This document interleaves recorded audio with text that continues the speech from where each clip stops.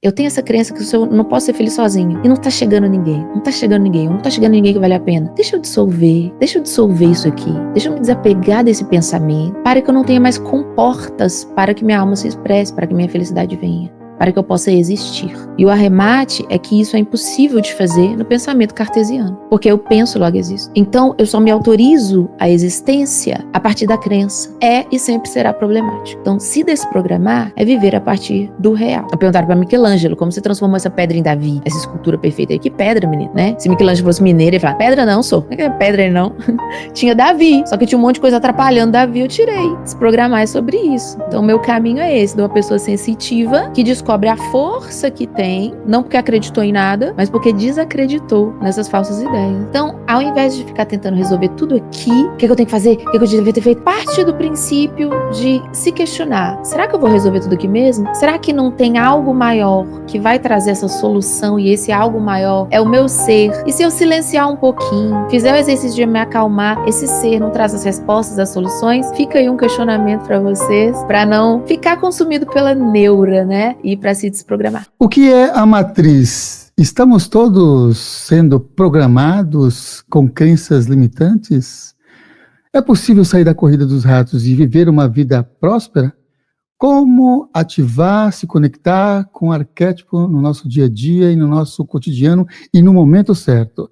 Estas e outras perguntas serão respondidas por Bárbara Moreira, aqui na TV Consciência Próspera.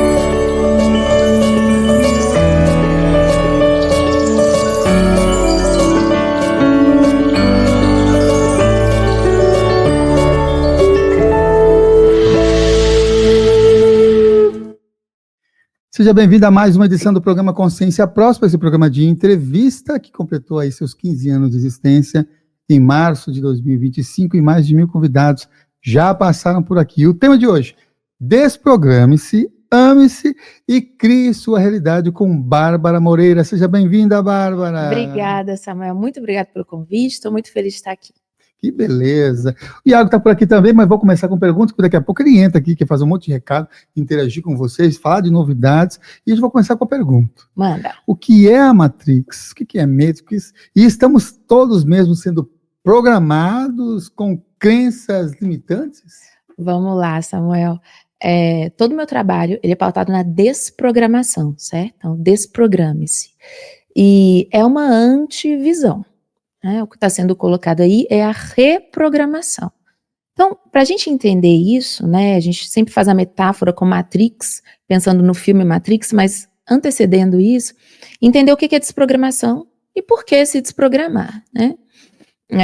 Provavelmente as pessoas que seguem aqui no canal buscam o autoconhecimento, o desenvolvimento pessoal, elas já se depararam com a questão de fazer afirmações positivas, né? Ou até mesmo com o termo crenças limitantes.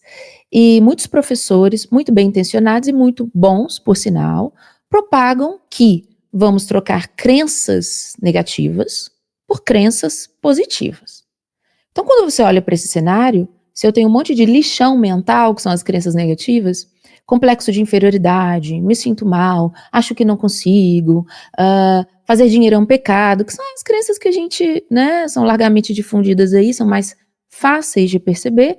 A pessoa fala, poxa, se eu começar a acreditar que fazer dinheiro é fácil, tudo flui para mim com facilidade, alegria e glória, né? Sou uma pessoa bela, amada, tal. Isso é muito melhor. Então a gente não pode discordar de que um monte de programação, e aí a gente vai entender o que é programação, mas um monte de crenças negativas, vamos trocar por crenças positivas. E aí eu tô no lucro. Beleza, show. Funciona até um certo ponto. E, a partir de um certo ponto, ou mesmo dentro desse funcionamento, dito funcionamento, não conversa com o real. E quando as coisas não conversam com o real, nós temos problemas. Antes da gente entrar nesse tópico, o que é programação, então? Um programa, quando você instala no computador, né? O computador, ele é o hardware, o programa é o software. Então, o computador não é um programa, ele é um corpo que compatibiliza com o software, com o programa. Então, quando você instala um programa ali, tem uma série de programas rodando, e eles rodam automaticamente. Você liga o computador, o programa está pronto para rodar. Então, quando a gente fala que a gente é programado, a nossa programação, ela está a partir de muitos pontos. Um deles são as crenças. Mas, por exemplo, eu, enquanto mulher, sou programada para menstruar, né? Então, essa é uma programação biológica. Temos uma programação astrológica, que tem gente que fala que não tem nada a ver, mas a gente fala que tem. Olha como o astro está ali exercendo uma influência, está te programando para que você tenha uma série de atitudes. Então, o céu estava posicionado dessa forma, isso te programa para que essas qualidades venham à tona. Então, a gente tem programações astrológicas, biológicas, né? E nós temos programações mentais. Como diria o nosso amado professor Luiz Gasparito, psicológicas, né? O psicológico. Então, são as programações psicoemocionais. Tá. Nada disso em si é ruim, porque o ser humano é um ser de hábito. O nosso cérebro, a partir das sinapses neurais ali, ele é constituído de forma que, se eu repito uma coisa várias vezes, aquilo se torna um programa, um padrão. Eu entro no piloto automático. Isso é bom ou ruim? Não, isso é para o funcionamento das coisas. Quando eu vou dirigir um carro, eu não sei dirigir um carro, então eu falo, marcha, embreagem, soltar. Depois de um tempo eu estou programado para dirigir. Então eu entro conversando com meu amigo e já passo a marcha, já ponho o cinto, eu não tenho que pensar para fazer. Então, nada disso quer dizer que é bom ou ruim. Mas, estar no piloto automático, ser programado para não conversar com o real é o problema. Não significam crenças negativas, significam crenças que não conversam com o real. E aí eu posso trazer alguns exemplos, tá? Mas as pessoas não veem dessa forma. Elas veem o seguinte: se é negativo, é mal. Não. A sombra e a luz, elas coexistem. E a gente precisa das polaridades para constituir a vida. Sempre fazer é bom e parar de fazer é ruim? Não. Muitas vezes você tem que desistir. A vitória é desistir. Eu desisto disso e minha vida flui. Desistir é sempre ruim. Vença. Não. Eu aceito que aqui, mãos ao alto, e isso é bom para mim. Só que o nosso pensamento ocidental, ele é voltado para o fazer, o produzir, o ter, o obter, o avante. Então, traduz-se o negativo, o pernicioso, o maléfico, como coisas que, na verdade, só conversam com o real e que vão te trazer benefícios, como desistir, como parar. Então, a crença em si tem que ter sabedoria para perceber. Isso tem uma funcionalidade na minha vida ou não? O que é uma crença que conversa com o real? Ela para de ser uma crença imediatamente. Por isso que as pessoas chegam até mim falando, e claro, eu vou colocar, desprograme suas crenças limitantes. Mas na verdade desprograme suas crenças. Viva no real. Por quê? Aí eu dou alguns exemplos esdrúxulos de propósito, outros mais suaves, tá? Porque tem gente que pega por esse lado, tem gente que pega por esse. Então, eu acredito que eu preciso formar um casal para eu ser feliz. Eu preciso ter alguém. Eu não consigo ser feliz sozinho. Eu acredito que a felicidade está quando eu estou namorando, quando eu estou casado, quando eu estou... Você pode acreditar o quanto você quiser, que isso não conversa com a realidade. Por quê? Porque você só se permite ser feliz se você está com alguém. Isso é uma crença. Isso é uma crença. Porque se você está aqui e você não está com alguém, você já existe. Mas a crença não permite a existência. Não permite que você dê vazão a nada. A crença, ela serve como uma comporta que abre ou fecha você para a vida. Então, a partir da crença, a gente se autoriza a viver ou não. Se autoriza a viver ou não. E, na verdade, a crença é um símbolo. Ela não está aqui. É possível ser feliz sem alguém, é possível ser feliz com alguém, é possível ser infeliz com alguém, vice-versa, variáveis infinitas. Infinitas possibilidades. Só que a crença, então, ela está servindo como essa comporta. Então, por que se desprogramar? Porque quando a gente está aqui no real, a gente percebe, bom, eu não estou me autorizando a ser feliz. Mas eu gostaria de ser. Eu tenho essa crença que eu não posso ser feliz sozinha. E não tá chegando ninguém, não tá chegando ninguém, ou não tá chegando ninguém que vale a pena. Deixa eu dissolver isso aqui. Deixa eu me desapegar desse pensamento, para que eu não tenha mais comportas para que minha alma se expresse, para que minha felicidade venha, para que eu possa existir. E o arremate é que isso é impossível de fazer no pensamento cartesiano, porque eu penso, logo existo. Então, eu só me autorizo a existência a partir da crença. É e sempre será problemático. Então, se desprogramar é viver a partir do real. E é o desafio. E em relação ao medo, porque uma das questões também ligadas a esses processos de mudança de mentalidade, de consciência, de percepção de vida, tem bastante amarras ali com o medo. O que o medo pode fazer com a pessoa e se é possível, inclusive, nessa matrix ou nessa desprogramação, se livrar do medo? Totalmente, sim. O medo é muito interessante porque o medo é... A gente usa duas palavrinhas, eu desprogramadora, usa duas palavrinhas para exemplificar o contexto da Matrix, né? Matrix enquanto esse intrincado sistema de crenças que acaba manipulando a existência do indivíduo. Medo e desejo. Medo e desejo. Então você citou aí o medo maravilhosamente bem, porque é isso mesmo. O medo é um dos mecanismos de controle, assim como o desejo. Tá? São duas polaridades de controle.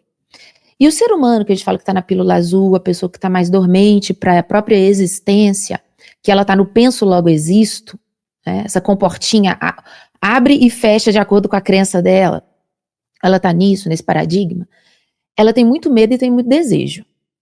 E isso faz ela gerar num looping que ela não vem para a vida real. O medo, ele paralisa.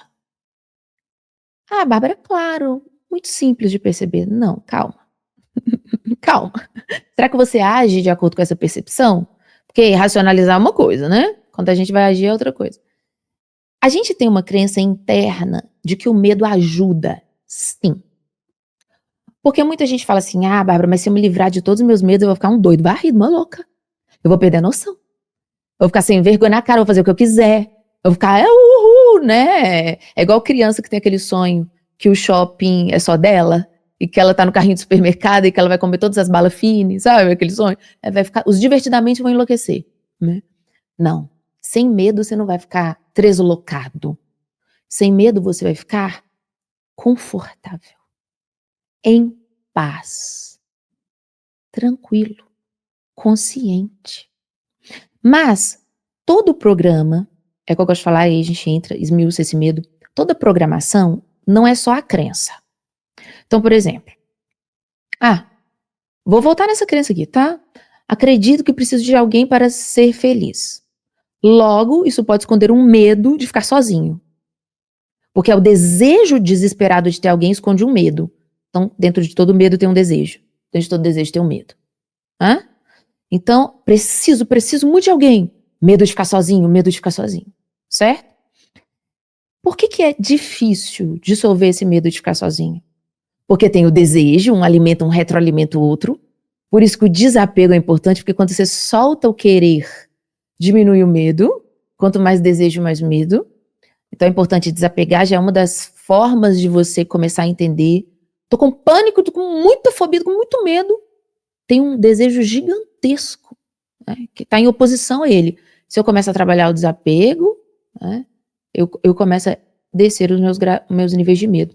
Mas para além disso, todo programa esconde outros dois programas, isso que é difícil. Todo programa ele tem, então vamos supor, ficar sozinho é ruim. Essa programação foi implantada. A mãe, o pai falavam, você sozinho não dá conta de nada. Então aquilo foi entrando, né? Pensou logo existo, pensou tanto, começou a existir a partir daquela crença. Fechou a comporta para a própria existência. Então, existe essa crença que traduz esse medo e esse desejo. Ficar sozinho é ruim. Ficar comigo mesmo é ruim, é um mal. Por que eu não dissolvo? Porque dentro dessa crença, todo programa, toda programação implantada, tem um outro programa que quer sobreviver. Pensa um vírus. Você tenta matar ele com álcool 70, esterilizar, mas se tiver qualquer partícula de vida, ele garra, né? O vírus, ele está programado para existir em você. Então você vai tentar eliminar, vai tomar antibiótico, qualquer coisa ele vai querer. Se tiver alguma partinha para ele segurar em você, ele vai segurar, né? O parasita, o vírus, a bactéria vai segurar. Então não é só o medo de ficar só. Dentro do medo de ficar só tem, você precisa dessa crença para se proteger. Você precisa dessa crença. Ela te protege. Porque se você perder o medo de ficar sozinho, qualquer coisa pode te acontecer. Entende? Então tem o medo de ficar sozinho é uma crença. Ficar sozinho é ruim. É um programa. Dentro do ficar sozinho é ruim esse pensamento é bom para você. Esse pensamento é bom para você. Esse pensamento te protege. Mas não é só. O vírus, além dele ter a crença raiz e ficar grudadinho em você, simulando que é uma coisa boa, ele quer multiplicar. O que o vírus faz? O vírus faz, ele quer multiplicar. Quando a gente vê no filme Matrix, os agentes Smith, o Neo dá um soco em um, vem outro. Dá um soco, e aí tem aquela cena belíssima, que é o Neo rodando, girando no mesmo ponto, e vários vindo, o Neo tem que sair dali, porque ele não vai vencer. E isso acontece quando você vai conversar com uma pessoa e você tenta tirar o medo da pessoa. Isso aqui é comprovado com essa experiência. Você conversa com a pessoa e você tenta tirar o medo da pessoa. Primeira coisa que ela vai fazer, ela vai defender. Não, mas eu tenho o direito de me sentir assim. Ela defende o direito de ser infeliz. Ela vai defender. Porque o programa, Samuel, dentro dele tem um outro programa para se defender, certo? E além de se defender, eu vou querer que passe para você. Então, quanto menos consciente a pessoa, mais ela defende o que a prejudica e mais ela quer transmitir para o outro. Porque se eu sinto que o Samuel também acredita nessa coisa que é uma porcaria, mas ele também acredita, eu não sou tão ruim. Eu tô tranquila. Então, você tenta eliminar o medo da pessoa, ela vai lutar para defender o medo e ela vai falar, você também deveria pensar assim. Porque lembra, Samuel, aquela vez que você estava muito corajoso e você se lascou? Então, quanto menos consciente a pessoa, mais ela está sendo porta-voz de coisas que a prejudicam e mais ela quer espalhar esses programas. Veja, não é a pessoa em si. Né? Não, vamos citar filme, vamos começar, vamos abrir essa porteira. Tem aquele filme, o Corra. Já assistiu? Onde a consciência da pessoa fica lá no fundo. E uma outra coisa que está usurpando a consciência da pessoa fica na frente. E às vezes a consciência da pessoa quer vir para frente para gritar. É isso. Então, você falava do medo. 2 pontos para dissolver os medos, aqui tentando ser bem didática, seriam: primeiro, dissolver o desejo. Perceber o desejo que tem nesse medo. Trabalhar o desapego, a dissolução do desejo. E um outro ponto, entender este padrão. Eu percebo que esse medo foi implantado. Se eu não percebo que ele veio de fora, eu estou inconsciente. Eu vou defender isso que me prejudica e eu vou querer transmitir isso para o outro. Se nós fôssemos pensar em relação à sociedade, já que tem esses programas rodando com foco em medo e também em desejo, mas existe sempre os propagadores para que o programa pudesse ser gerado e reproduzido. Sim. Pegando então, se a Matrix, vamos Sim. lá. E metaforicamente, se ela tivesse tentáculos, vamos imaginar que ela tem tentáculos. Sim. De mecanismos de controle. Sim. Quais seriam, então, os tentáculos mais comuns propagadores dessas programações que faz com que a pessoa se limite de diversas maneiras, como você citou muito bem em relação a esses 2 pontos do medo, do desejo e manifestação na vida? Sim. Excelente pergunta. Tem muitos professores ou profissionais, até historiadores, antropólogos, feras demais, que eles vão trazer esse contexto dentro de uma política, dentro de uma indústria farmacêutica, dentro de uma indústria alimentícia, certo? Dentro de um sistema econômico, e eles vão posicionar dessa forma.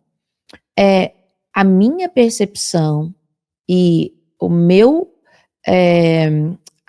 caminho como desprogramadora é identificar que em tudo, até mesmo dentro da espiritualidade, que tem muito, em tudo existem dois mundos, tá? Em tudo existem dois mundos. O mundo da Matrix, que é essa manipulação, medo e desejo. E o mundo real, que é caos e ordem. Então, se você fala assim, Bárbara, você acha que a política, que a economia, quais são os maiores tentáculos de manipulação? Tudo. Tudo. Tudo. Dentro de um casamento. A esposa, o marido, é programado em algum nível. Então, ele se restringe, ele tem comportas. É um paradigma. Dentro da indústria farmacêutica, muita coisa que prejudica o ser humano, que é criada exatamente para manter os níveis do ser humano de humor alterados ou baixos, e muita gente na indústria farmacêutica, não a maioria, não acredito que a maioria, porque é só olhar o mundo como está, então não é a maioria, é a minoria. Mas a maioria está, sim, sobre essa condição de gerar medo e desejo e limitação. É assim que eu vejo o mundo, a maioria. Então, mas na indústria farmacêutica tem muitas pessoas já fazendo pesquisas e elaborando formas, através de uma medicina natural ou de uma medicina que realmente não vai só tampar o sintoma, mas vai ajudar a resolver. Então, por quê? Porque em tudo está o ser humano, Samuel. Então, onde estiver o ser humano, nós teremos, certo? Matrix e mundo real.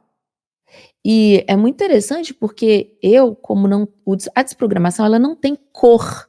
Então, ela não tem cor religiosa ou cor política, ela não tem essa tonalidade, né? Ela apresenta a pílula azul, que é esse mecanismo de controle, através de medo e desejo, e a pílula vermelha, que é caos e ordem, que é o mundo real.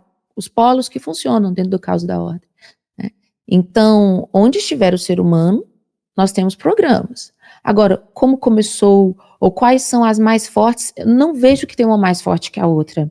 Tanto dentro da política, quanto dentro da economia, quanto dentro da indústria alimentícia, né? Com toda certeza, esses alimentos hiperprocessados, desde que a criança nasce, e se for pesquisar, vai vendo que geram muitas questões autoimunes, né? E um sistema imunológico baixo, e um planeta poluído faz a pessoa estressada, e a pessoa estressada ela é inconsciente. Então, a manipulação está em tudo, assim como o real está em tudo. O que a gente tem que começar a aprender? A tocar esse real. A tocar esse real. Então, começo a perceber que eu estou funcionando a partir de medo e de desejo, eu estou sendo manipulado. Começo a perceber que as pessoas se aproximam de mim e falam, nossa, mas eu te amo, você é incrível, você é lindo. Mas aquilo não é afetivo. Aquilo é um jogo de medo e de desejo, está programado. Né?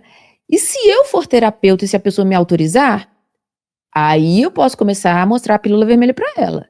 Se eu não for terapeuta e se eu não tiver autorizado, eu vejo a pessoa programada, eu vejo os programadores, eu faço a minha parte, né? Porque é aquela coisa, tem gente que gosta de ser programado também. Gosta. Porque a pílula vermelha dá gastrite, dá refluxo, né? Ela entala aqui. Então você começa a perceber 30 anos, 40 anos, 20 anos, 70 anos, 60 anos, e eu estou em desconexão com o real. Eu vivi acreditando. Eu comprei alguma ideia. Essa é a programação. Eu comprei ideias. E eu defendi como se fossem minhas. E minha vida só começou a fluir quando eu soltei essas ideias que eu comprei.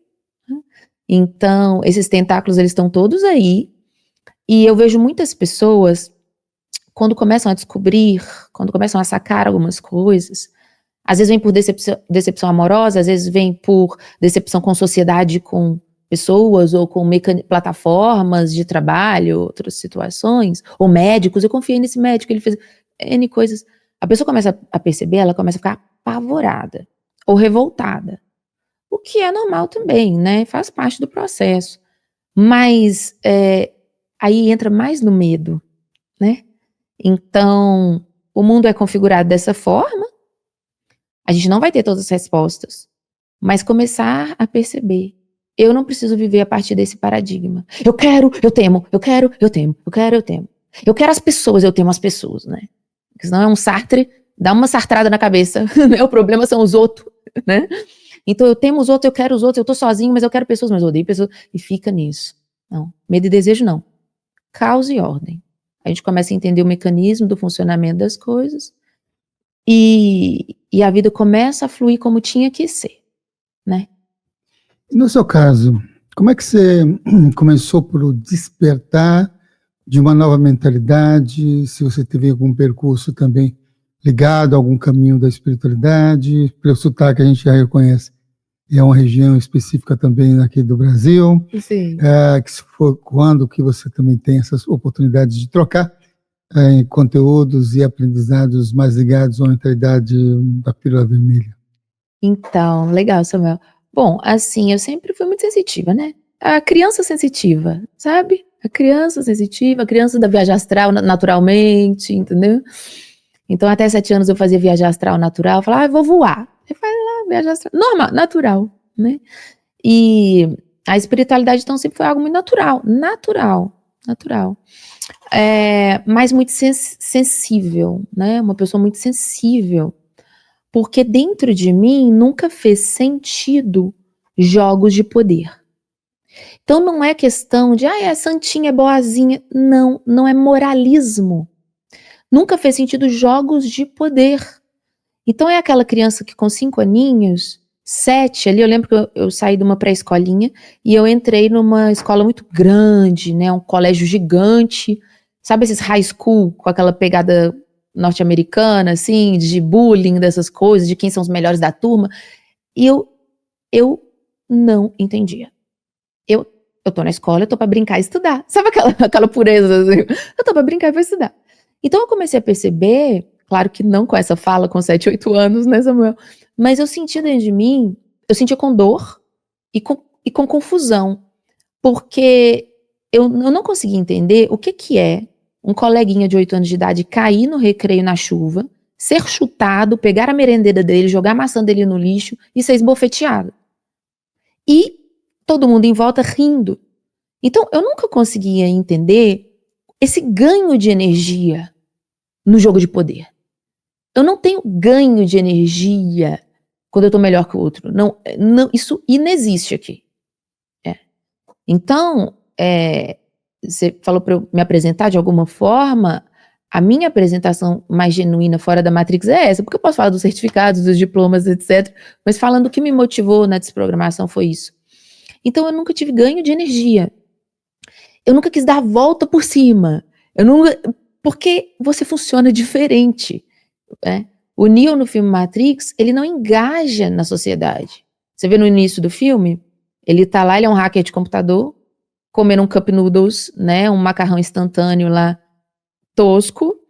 Por quê? Porque ele não engaja.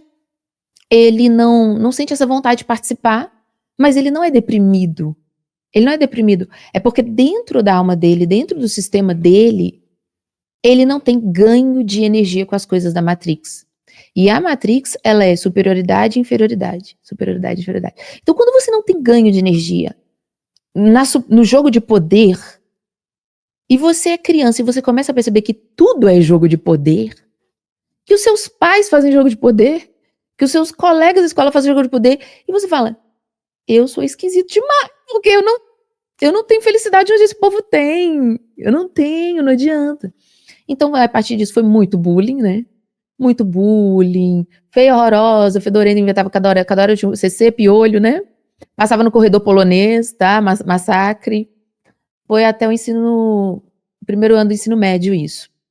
E depois do primeiro ano do ensino médio, meu corpo de adolescente se configurou dentro de um padrão que eles achavam que estava bom, porque antes eu era horrorosa, né? Depois se configurou num padrão que eles achavam que estava dentro do padrão. E aí as pessoas começaram a se aproximar, mas tipo assim, nossa, você é snob, né? Você não conversa com ele. Então, cadê o amor? Né? Black Eyed Peas, where is the love? Não tem. Dentro da Matrix não tem. Então eu não sei a nave que cuspiu não, mas das origens, de onde eu vim, tem. Não faz sentido o jogo de poder, lá tem. E então eu nunca tive essa vontade de dar a volta por cima, de agora eu posso, antes eu não podia, porque eu sempre pude. Então dentro de mim sempre foi dessa forma, eu sempre pude, você sempre pôde, todo mundo sempre pôde. Sempre foi bonito, sempre foi ótimo, sempre estava tudo certo com a gente, não tem nada de errado não. Então essas crenças de que tem algo de errado comigo, claro, elas começaram a montar, porque se desde pequena até a fase do jovem adulto é só você recebe desafeto, trato indigno e que você é horroroso, péssimo, você fala, né? Não pode ser eu contra o mundo, né? Mas dentro, falava, esse povo não sacou alguma coisa. Eles não sacaram alguma coisa. Não é assim. Então é aquela desconfiança, né? Aquela desconfiança. E aí, várias questões onde a mediunidade ficou muito escancarada também, né? Passei por algumas casas, assim, religiosas, e eu falei, mas não é isso, não é isso. O meu negócio é falar. Falar, igual diz o mineiro, falar igual pobre na chuva. Já viu essa expressão? Falar igual pobre na chuva. Falar. A mulher tem que falar. É o laríngeo muito ativado, né? Uma mediunidade de cura de fala. E então, veio, claro, de uma angústia, de começar a perceber que as pessoas, elas não vivem a partir da realidade da alma, né? As pessoas, elas se tratam como se fossem um saco de batata vazio, e você tem que enfiar um monte de coisa, um monte de crença, para poder existir. Eu sempre senti que eu já existia, então não faz sentido conceituar algo em mim. Você existe porque você é bela, você existe porque você é agradável. Não. Claro, então eu desenvolvi algumas máscaras, algumas pessoas para tentar me adaptar a esse mundo, né, para não sofrer. A gente faz isso psicologicamente, mas dentro de mim eu nunca me conformei de que eu não sou nada, eu tenho que inventar alguma coisa para poder ser, né? Gosto muito daquele livro do Osho, Torne-se quem você é. Né? Então a desprogramação veio desse entendimento, que eu falo muito que Davi ao esculpir Michelangelo. Perguntaram para Davi, né? Nossa, como você transformou essa pedra? Perguntaram para Michelangelo, como você transformou essa pedra em Davi? Essa escultura perfeita aí. Que pedra, menino? Né? Se Michelangelo fosse mineiro, ele falava, pedra não, sou. Não é pedra não. Tinha Davi. Só que tinha um monte de coisa atrapalhando Davi, eu tirei. Desprogramar é sobre isso. Então, o meu caminho é esse, de uma pessoa sensitiva que descobre a força que tem, não porque acreditou em nada, mas porque desacreditou nessas falsas ideias. Existem alguns momentos na vida que parece demonstrar o que é o real. Sim. E muitos outros momentos que você vive as realidades estipuladas, programadas e convencionadas. Né? Sim. E aí, no início do programa, eu fiz uma pergunta lá chamada de Corrida dos Ratos, que se é possível sair dessa Corrida dos Ratos e viver uma vida mais alegre, mais próspera, mais harmoniosa. Sim. Hoje, depois de você já ter passado pelo corredor polonês e ter também trilhado alguns desafios na vida, o que você pensa sobre essa ideia em relação a uma pessoa que ainda não tem um norte ou não tem uma perspectiva em relação a isso? Sim, bacana. Quando a gente pensa na corrida dos ratos, uma coisa que vem imediatamente muito na mente é a corrida para o dinheiro, por exemplo. Ou falar, estou escravo do trabalho e tudo mais. Então a desprogramação é aquilo. A gente sempre vai olhar o contexto em que a gente está. Não o mundo ideal, o contexto em que a gente está. Para a gente trazer o nosso ser para esse contexto. É ser inteligente, é ser sábio, para extrair o melhor com o que você tem hoje. Né? Então tem aquele momento que você vai ficar revoltado com o sistema, revoltado. Depois você respira, você bate um sino tibetano, você passa uma arruda, e você fala, como que eu posso fazer o melhor com o que eu tenho hoje? Então a corrida dos ratos, hoje, ela nunca foi tão possível sair dela com a internet, por exemplo. E aí quando eu falo, tem gente, mas para você é fácil, mas tu conheces esta estrada, tu não conheces. Então assim, com a internet, né, antigamente é aquele negócio, não, eu vou seguir o que a família falou para eu seguir e tudo mais. Então tinha os prós e os contras, tudo tem prós e contras. Né? Os prós, tinha um caminho mais estipulado que eu ia seguir, mas tinha menos inflação, estava mais seguro, tudo mais, não é? Menos gente, menos carro na rua, menos trânsito, mais fácil também de ingressar naquela carreira, mais segurança. Hoje, tudo muito instável, tudo mudando o tempo todo, a IA pegando os empregos do povo, etc, etc. Mas Você abre um Instagram e se você souber estudar as formas de fazer, se dedicar, você consegue viver do que você ama. Dá para fazer. E antes, o quê? Com um objeto de metal? Eu vou viver do que eu amo aqui, só com um objeto de metal? Não existia isso. Então, Samuel, o budismo, ele vai falar, por exemplo, da boa vontade, né? Goodwill, a boa vontade. Quando a gente está muito revoltado com os sistemas que nos aprisionam, como eu falo, a revolta ela é importante para você querer mudar. Aí é um desejo que não é um desejo de servir a matriz, mas é um desejo de mudança. Só que esse desejo de mudança, ele vem, ele te dá um sacode, como você falou, a pessoa tem um choque para que ela haja, levanta a bunda e começa a agir. Mas se essa revolta for cotidiana, vai consumindo a pessoa e ela vai sentir que ela não tem formas de mudar.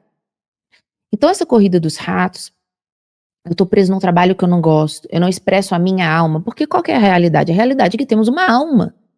A gente não pode reprimir esse negócio, não. E junto com não posso reprimir a minha alma, nem devo, porque isso não traz saúde, e não é uma existência, é só uma sobrevivência, né? Sair da corrida dos ratos é parar de sobreviver para começar a existir, né? Então, para eu começar a conseguir existir, eu preciso dar vazão para minha alma e pagar contas. Porque aqui não tem ninguém falando para você ficar, sabe? Cruze os braços que tudo vem. Não é assim, né? Se a gente não toma banho, a higiene pessoal não é feita, dá problema, né? Então, eu preciso me submeter às necessidades físicas. Banho, escovar dente. Então, eu tenho que também me submeter às minhas necessidades existenciais. Eu tenho uma alma. O que está acontecendo hoje com essa corrida dos ratos? Eu finjo que eu não tenho alma. Não tem, não existe. Samuel tá na saco de batata, vazio. Né? E quando a pessoa começa a acordar, ela fala, eu acho que eu tenho um ser aqui, que eu negligenciei. Então, essa goodwill, essa boa vontade, é começar a olhar.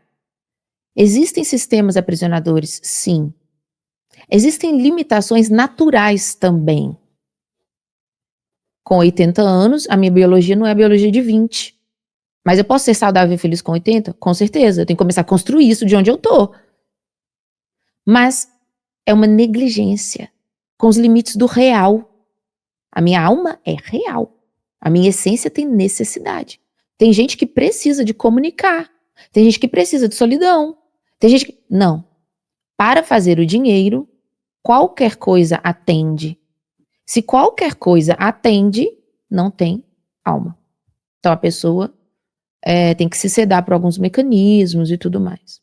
Então, e eu falo isso com muita empatia, que é o que move outros programas, de que às vezes a pessoa desperta para perceber que não cuidou do corpo, que não cuidou da alma, né? Ou até mesmo que não cuidou do financeiro, porque tem muito espiritualista também que finge que não existe vida financeira, não. Então nós temos no mínimo 4 corpos, a realidade é que temos no mínimo 4, dizem que temos uma cacetada, mas 4 para ser didático. Então eu cuido das minhas emoções e dos limites dela, cuido da minha matéria, que quer dizer corpo e dinheiro, casa, os limites dela, meu psicológico e os limites dele, ou seja, eu não quero ter um burnout, e da minha alma, do meu espírito, da minha essência, o que eu preciso veicular aqui, do meu propósito, né? Cuidando dessas 5, começa a cuidar dessas 5 como você pode agora. Você vai ver que você vai saindo dessa corrida dos ratos, você vai saindo do sistema. Porque você começa a entender como que eu posso dar vazão para a alma, ao mesmo tempo fazer a grana, ao mesmo tempo ter uma vida confortável, ao mesmo tempo cuidar do meu corpo. Para algumas pessoas, quando a gente fala isso, fala, meu Deus, não quero, socorro. Mas é o seu papel. Não tem escolha, não. Se você negligenciar um desses pontos, puf, né? Não vai acontecer. Então, se responsabilizar pela própria vida é começar a quebrar esse sistema. Não precisa sair com plaquinha. Se você quiser sair com plaquinha e fazer a manifestação da Paulista, você pode também. É opcional, né? Mas é aqui, com essas atitudes de perceber que você é um todo intrincado e que as partes conversam com as outras partes. Não negligenciar esses pontinhos. Começa por aí. Você citou o budismo, e uma das ideias do budismo em relação à perspectiva de ego é específica. E diferente, inclusive, no budismo, de uma perspectiva de ego na psicologia. Sim. Tem uma outra noção de ego, assim, Sim. em sua interação com a vida. No Reprograme-se, qual a ideia que você faz, ou qual a função do ego, e como é que ele atua, se é que ele atua, no processo de reprogramação? Ou de desprogramação. Ou de desprogramação. Perfeito. Ótima pergunta, eu gosto muito de respondê-la. Por quê? Porque, vamos lá, quando a gente fala espiritualmente, né, não só no budismo, mas você citou o budismo porque bate nessa tecla, né, mas espiritualmente, o espiritualista quando já fala, ai meu Deus, o meu ego me lascou, meu Deus, eu fui pelo ego. A gente pode, eu mesma utilizo das duas formas, depende do contexto do que eu tô colocando, né.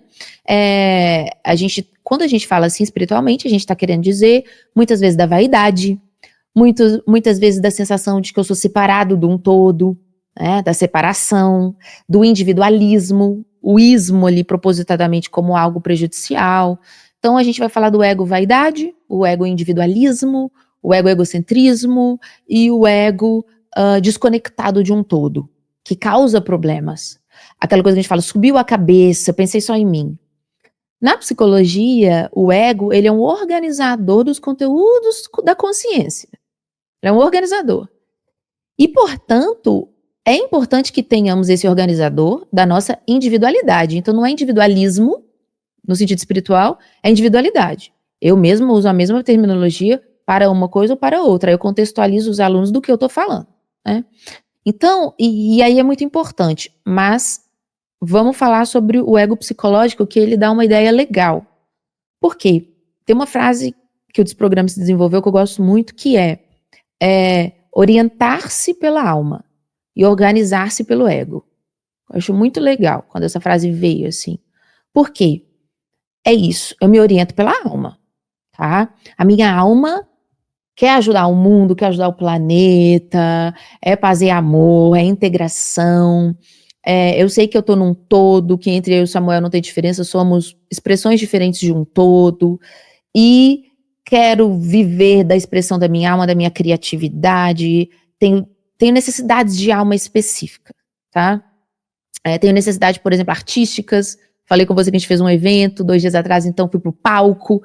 Tem gente que tem necessidade de palco, né, uma necessidade de alma. Você vê que isso não é ego.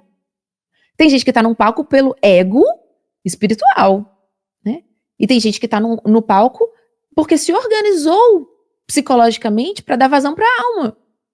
Então, como você vai saber que a pessoa está ali sendo líder por um ego negativo ou por um ego positivo? Você vai começar a perceber na fala, no jeito que trata o outro, na atitude, se aquilo é um egocentrismo, um individualismo, ou se é uma expressão individual de um conteúdo potente, de um conteúdo verdadeiro, né? Então, pode ter alguns vídeos que eu tenho comentado, mas é sempre dentro de um contexto. Gente, o ego e tal. Mas quando eu falo com esse cuidado de falar, olha, a individualidade é importante. Não o ismo, mas o dade. A individualidade é importante. O empata, o sensitivo, quando ele não se organiza na individualidade, você sabe, ele sai catando todo mundo. Ele vai pegando as dores do mundo. E uma pessoa sobrecarregada, cheia de carga astral, cheia de energia densa dos outros, vai ajudar quem? Então a gente tem que ter pele, a gente tem que ter contorno espiritual. E essa pele, esse limite, esse contorno espiritual é a individualidade. Então, orientar-se pela alma, mas organizar-se pelo ego. Quando você se organiza pelo ego, você tem uma coisa que é muito legal, que é autenticidade. Você não fica igual a todo mundo. Você é autêntico. Mas a pessoa consegue perceber, sei lá, Samuel tem uma coisa que é muito do Samuel. Consumo os conteúdos do Samuel. Claro, tem vários professores que podem ter temáticas muito semelhantes, mas só com o Samuel, porque tem o quê? Tem autenticidade, tem assinatura energética, né? O Desprograma-se tem muito isso.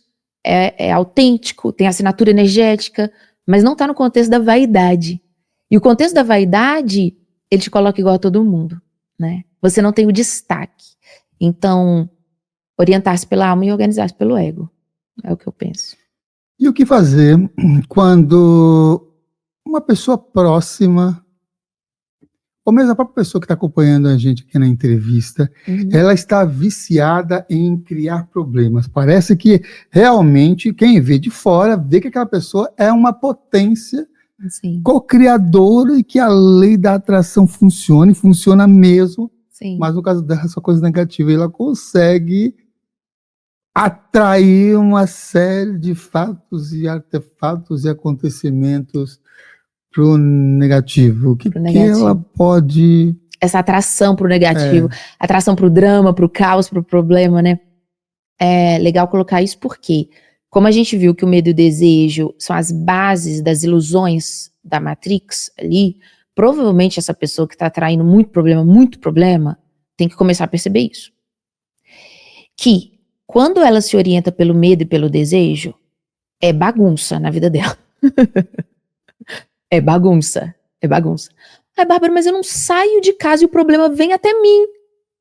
Tá vibrando medo. Se sair de casa, vence aquele medo de sair e vê que as coisas não são assustadoras, começa a atrair coisa boa. Então a pessoa que tem um excesso de autopreservação porque tá com medo, vai atrair onde quer que esteja, né? E a pessoa que tá no quer, que foi uma vez os amigos espirituais passaram o quer pra mim, tá? Para com o quer, eu falei, nossa. Foi assim, foi uma trauletada no momento. Para com o quer, eu. E é muito doido, porque eu não me reconhecia como uma pessoa que tá no quer. Pô, sou desprogramadora, não é isso? Tô fazendo, tenho desapego. E eu comecei a perceber que eu tava no quer, porque ansiedade. Aí, porque eu vou fazer, eu falo que é igual o Chaves, né? Isás, e eu vou, e aí, não é isso? Então, eu vou fazer, e depois eu vou, outra coisa. Para com o quer. Eu falei, é mesmo, porque tá sem sossego. Então, a pessoa no quer, na ansiedade, aquele campo magnético dela tá, ó, doidão. Atraindo caos. Então, ou o excesso de preservação, que é o medo, né? O excesso de desejo, que é o quer, traz problemas para a pessoa. Então, a primeira coisa é observar que ela tá no paradigma de medo e desejo. E começar a resolver isso com aquelas dicas que a gente falou mais pro início. E uma outra questão também, se tá atraindo esse maré de azar que o pessoal fala, ou esse drama todo, é entender, então, o ponto da saída da Matrix, que é caos e ordem. Né? Caos, energia da criação e da destruição. A gente precisa de caos. O caos é o magnetismo pessoal. O caos é o livre-arbítrio. É a interferência de si mesmo. É falar, não aceito isso, não quero que isso seja feito, quero aquilo. Bárbara, você falou que não pode ter desejo. Não. Esse quer desenfreado. Agora, escutei a minha alma, eu tenho que me orientar pela minha alma. Eu escutei a minha alma tá falando não para essa pessoa? Não. Ah, mas isso tem que ser agradável. Olha, com essa pessoa tem um limite aqui, que eu tô sentindo. Não. Orientou pela alma? Não. Ah, Bárbara, você podia vir aqui meio-dia, todo dia, fazer um negócio. Senti dentro de mim que isso passa do meu limite. Mas que eu posso ir 2 da tarde uma vez. Fulano, eu vou te ajudar 2 da tarde uma vez. Você vai sentindo e vai colocando. Isso é diferente de medo e desejo. Você está conectado com a alma, você está fazendo. Então essa reconexão com a alma vem desse entendimento do caos e da ordem. Caos é destruição. É eu não aceito, é eu faço, eu aconteço, é o poder pessoal. A pessoa magnética, ela tem caos. Ela entendeu o caos. Ela entendeu o improviso. Ela não é control freak, né? Ela não é controladora. As coisas acontecem, peraí. O caos faz parte. Isso aqui não saiu como combinado? O caos faz parte. A gente está numa entrevista, a gente tem uma temática. Estamos no horário, programa tudo certinho. Não sabemos exatamente a pergunta, não sabemos exatamente a resposta. Então, tem um nível de caos que é o imprevisto. Para exemplificar o caos, o Big Bang veio do caos, né? Porque é aquela explosão da criação, verdade? Para exemplificar, eu gosto muito da imagem de uma fogueira. Acende-se o fogo e aquelas faísquinhas que vão saindo do fogo, cientificamente, é impossível calcular de onde vai sair aquela faísca. Quanto tempo ela vai durar. Nenhum fogo é igual, não tem como. Né? Pode-se tentar ter a fórmula matemática mais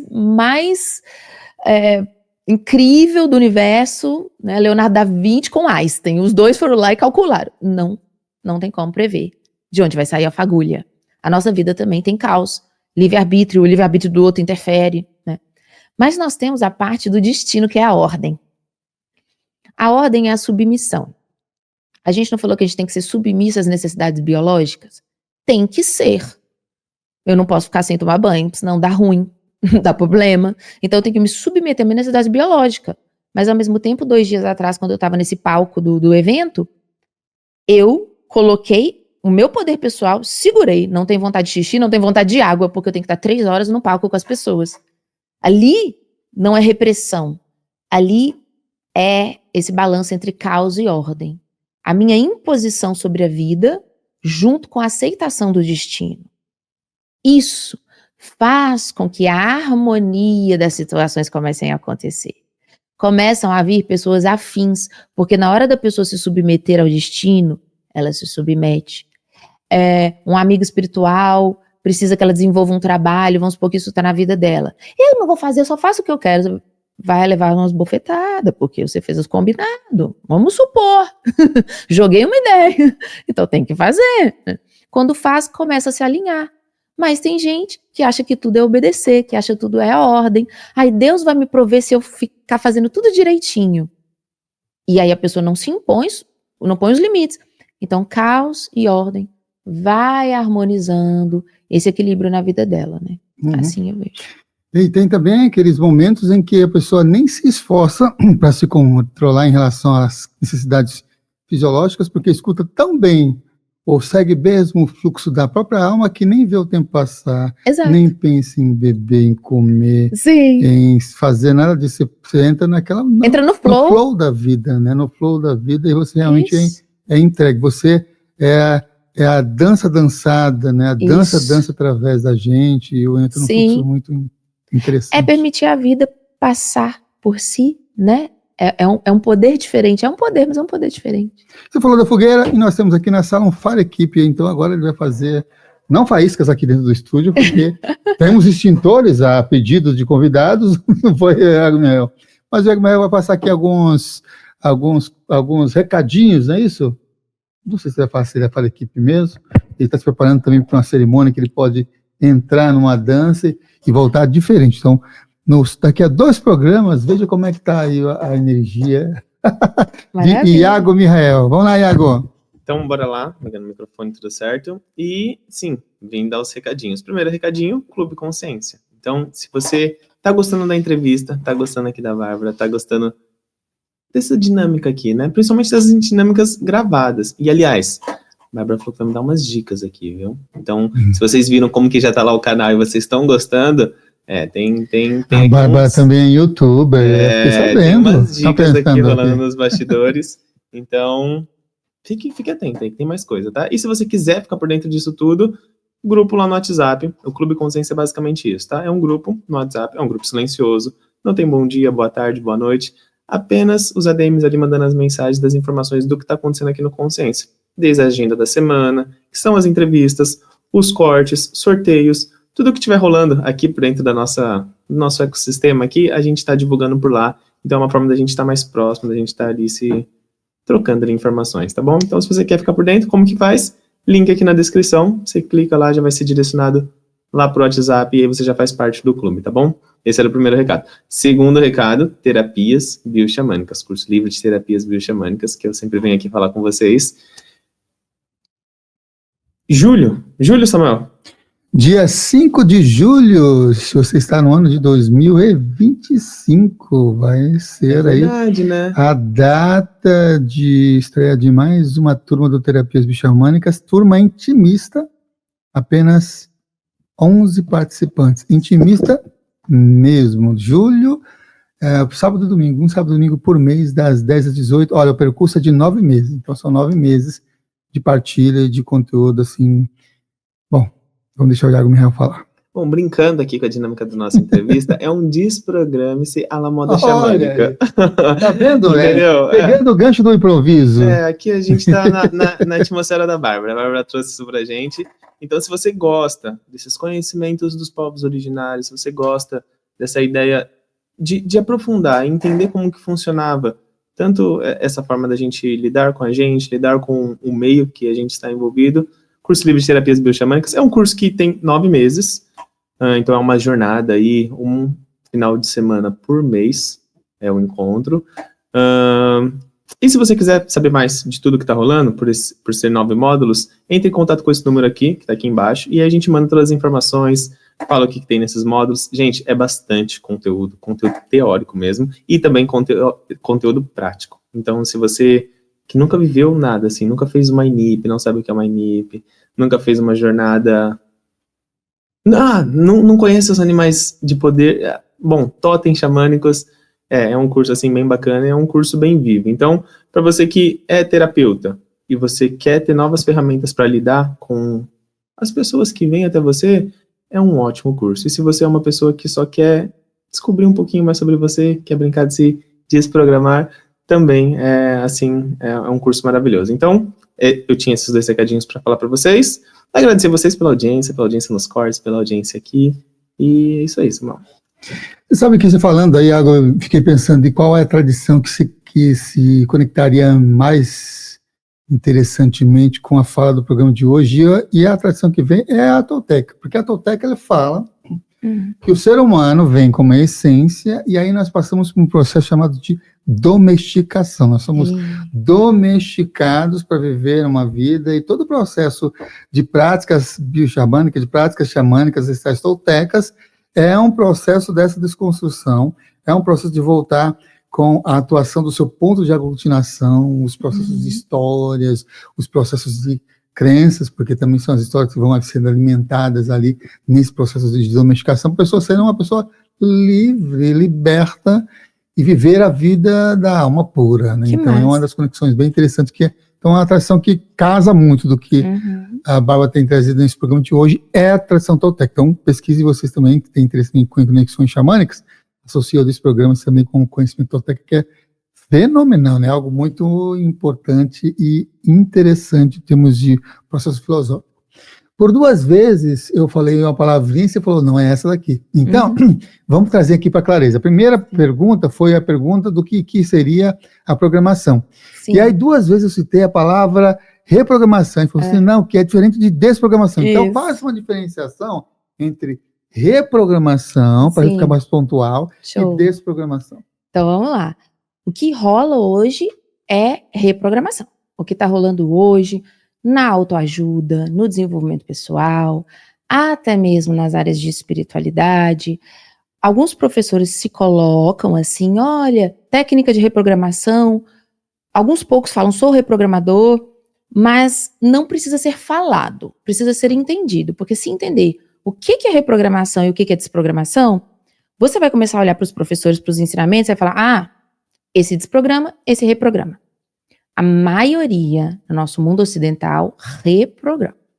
Por quê? O que é reprogramação, certo? Eu vivo a partir de crença. Eu vivo a partir de crença. Penso, logo existo. Pode falar que é espiritualidade? Pode falar. Mas a base não é espírito, a base é pensamento. Reprogramar é isso. Mas a partir do pensamento eu toco o meu eu. O pensamento toca o pensamento. O pensamento é uma tradução. Para o desprogramador, para a desprogramação, a mente é uma ferramenta, não é o ser. Quer ver um excelente desprogramador? O livro O Poder do Agora, né, muito difundido, o Eckhart Tolle, é um excelente desprogramador. Um outro excelente desprogramador, Alan Watts. Desprogramador, Luiz Gasparetto. São pessoas que trouxeram conhecimentos de seja quem você não é a sua mente. Veja que no Oriente, isso já é muito mais entendido. Eu não sou a minha mente, o meu cérebro é uma ferramenta biológica. As sinapses neurais são fenômenos que acontecem dentro dessa ferramenta biológica para veicular pensamentos que fazem parte do meu contexto. Mas aqui no Ocidente existe uma mistureba, existe uma confusão. Por quê? Tudo no Ocidente é a serviço da produtividade. Tudo.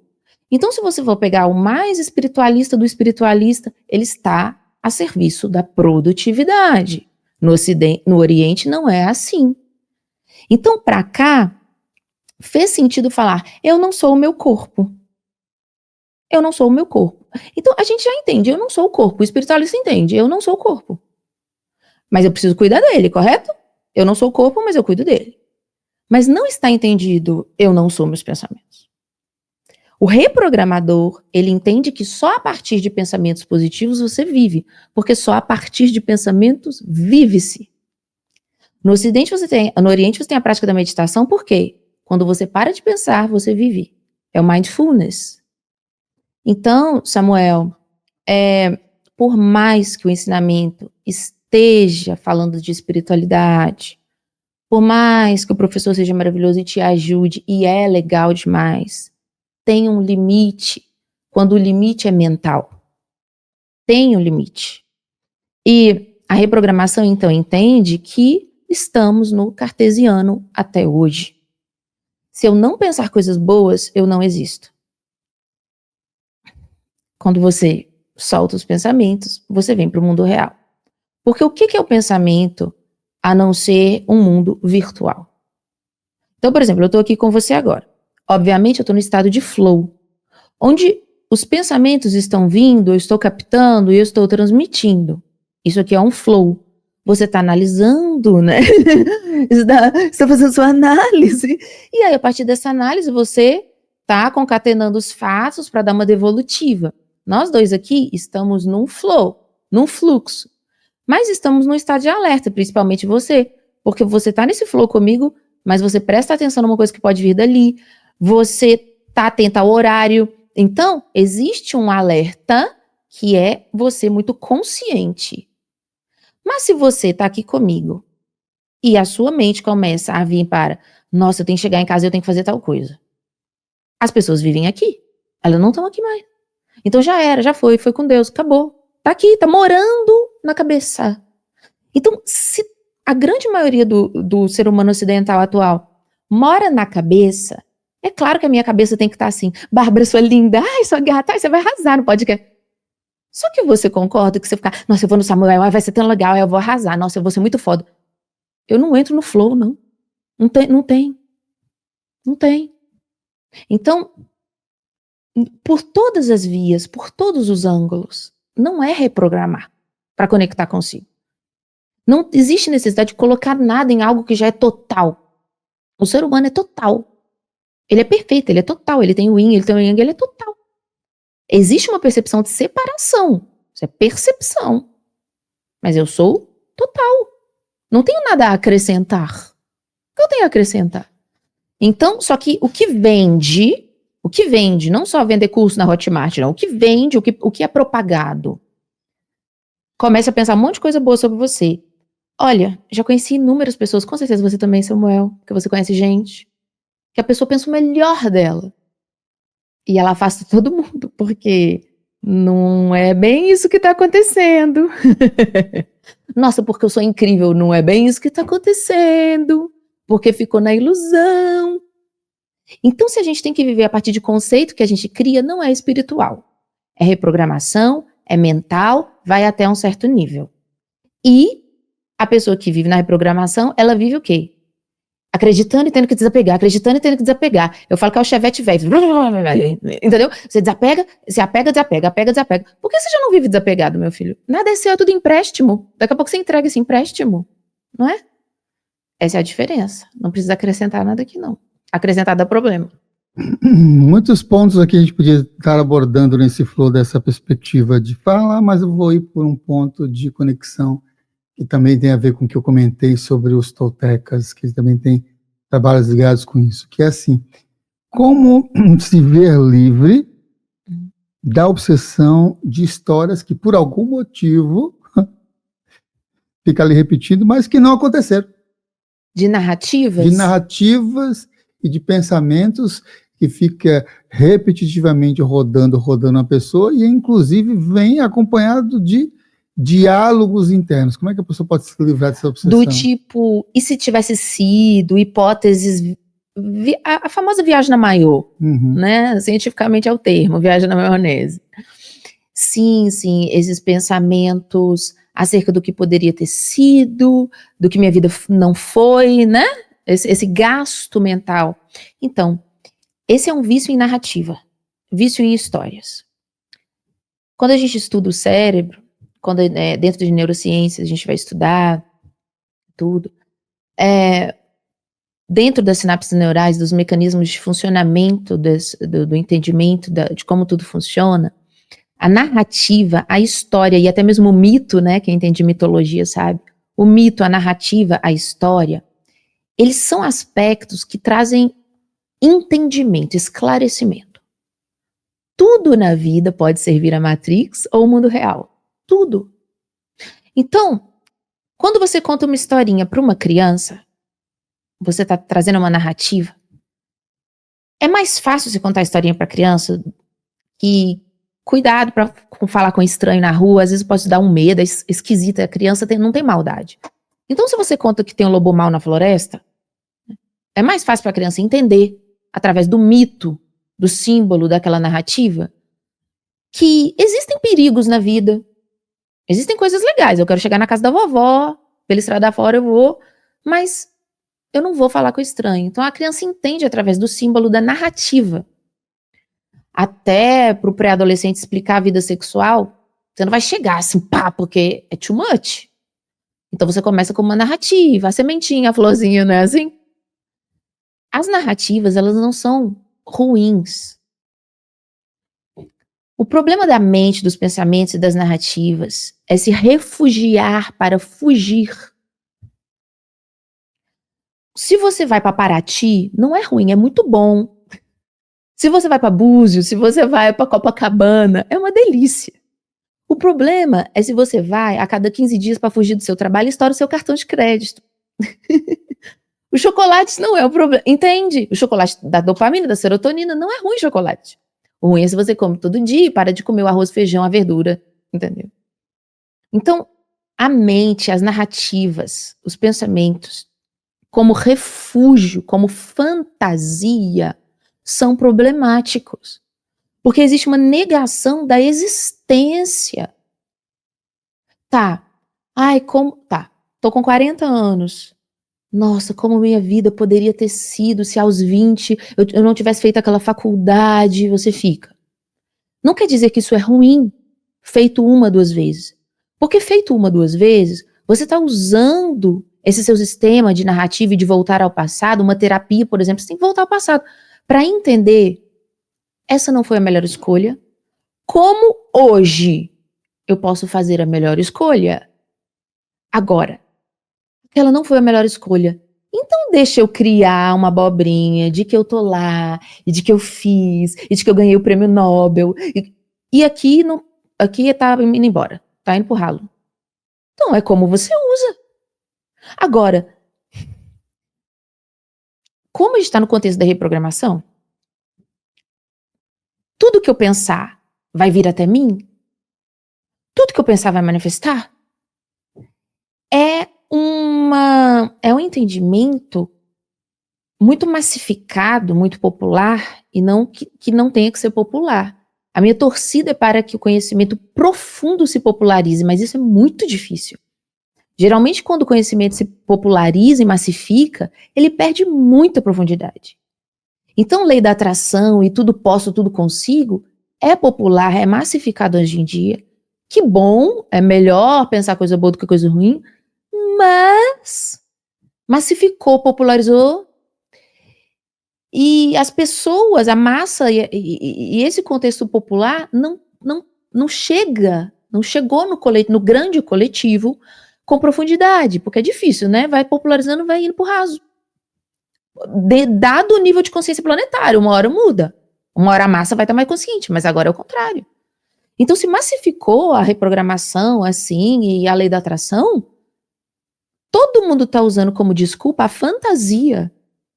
Ah, mas eu estou sendo positivo. Não, você está inventando groselha e sua vida está passando. Positivo é ser real. Só que a gente tem aquela crença. Quando se fala, Samuel, seja real, viva a realidade, a pessoa, ai, nossa, você é tão dura. Mas só o real existe. Eu tô querendo te ajudar a existir, não? Não, a realidade nua e crua, a realidade dura. A realidade... Mas o real é o único possível. Então, quando o conhecimento populariza, até mesmo o que está ao nível dos olhos não é visto mais.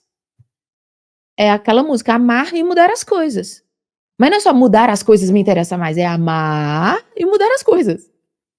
Se eu não amo, eu não mudo. E o problema das narrativas, dos mitos e das construções é usar isso como refúgio para não existir. Você falou sobre a lei da atração. Como é que a gente pode não confundir a lei da atração com forçar comportamentos para gerar sensações de que está rolando alguma coisa? Tipo a fantasia com a cocriação, seria mais ou menos essa ideia, né? Por aí. Sim. Então, eu entendo a lei da atração da seguinte forma, tá? A lei da atração, como ela é uma lei, né? Como a gravidade, né? Ela tá acima das crenças. Observa. Toda lei tá acima de crença. Porque se eu acredito que eu vou sair voando, eu não saio. Porque a lei da gravidade está acima da crença. Então, só de você ver isso, você começa a entender que não é tudo que você acredita que vai acontecer. Porque tem uma lei. Né? Então, o que acontece? O que eu entendo é assim, a gente já viu causa e ordem, que se fala da realidade. Mesma coisa que eu pensar, eu acredito que vai nascer um terceiro braço. Então, existem leis, né, da matéria, não vai nascer porque eu acredito. Então, tem um monte de coisa que eu vou acreditar que não conversa com a manifestação, que não vai manifestar, tá? Dentro da lei da atração, eu vejo assim, quanto mais conectado eu tô com a alma, mais as minhas necessidades conversam com o universo. Eu vou dar um exemplo que eu vou voltar nisso, que vai ficar muito redondo pro pessoal que assiste, tá? Que é quando a pessoa fala assim, quando a pessoa reza falando que se faça a vontade de Deus, sabe? Que é o negócio da ordem. Se faça a vontade de Deus. Ai, Deus, nossa, seja feita a sua vontade. Mas eu queria mesmo que Robertinho me amasse e me ligasse amanhã. Mas você que sabe, Deus, mas o que eu queria é que Robertinho quisesse namorar comigo. Mas Deus, você que sabe, eu tô entregando. Mas o que eu queria era Roberto não me mandou a mensagem. Deus, mas você que sabe, hein? Robertinho pra ela, Deus. Não, Robertinho faz parte da mitologia do desprograma. Não existe Robertinho, mas todo exemplo eu dou esse Robertinho. Ele é a mitologia do desprograma. Por quê?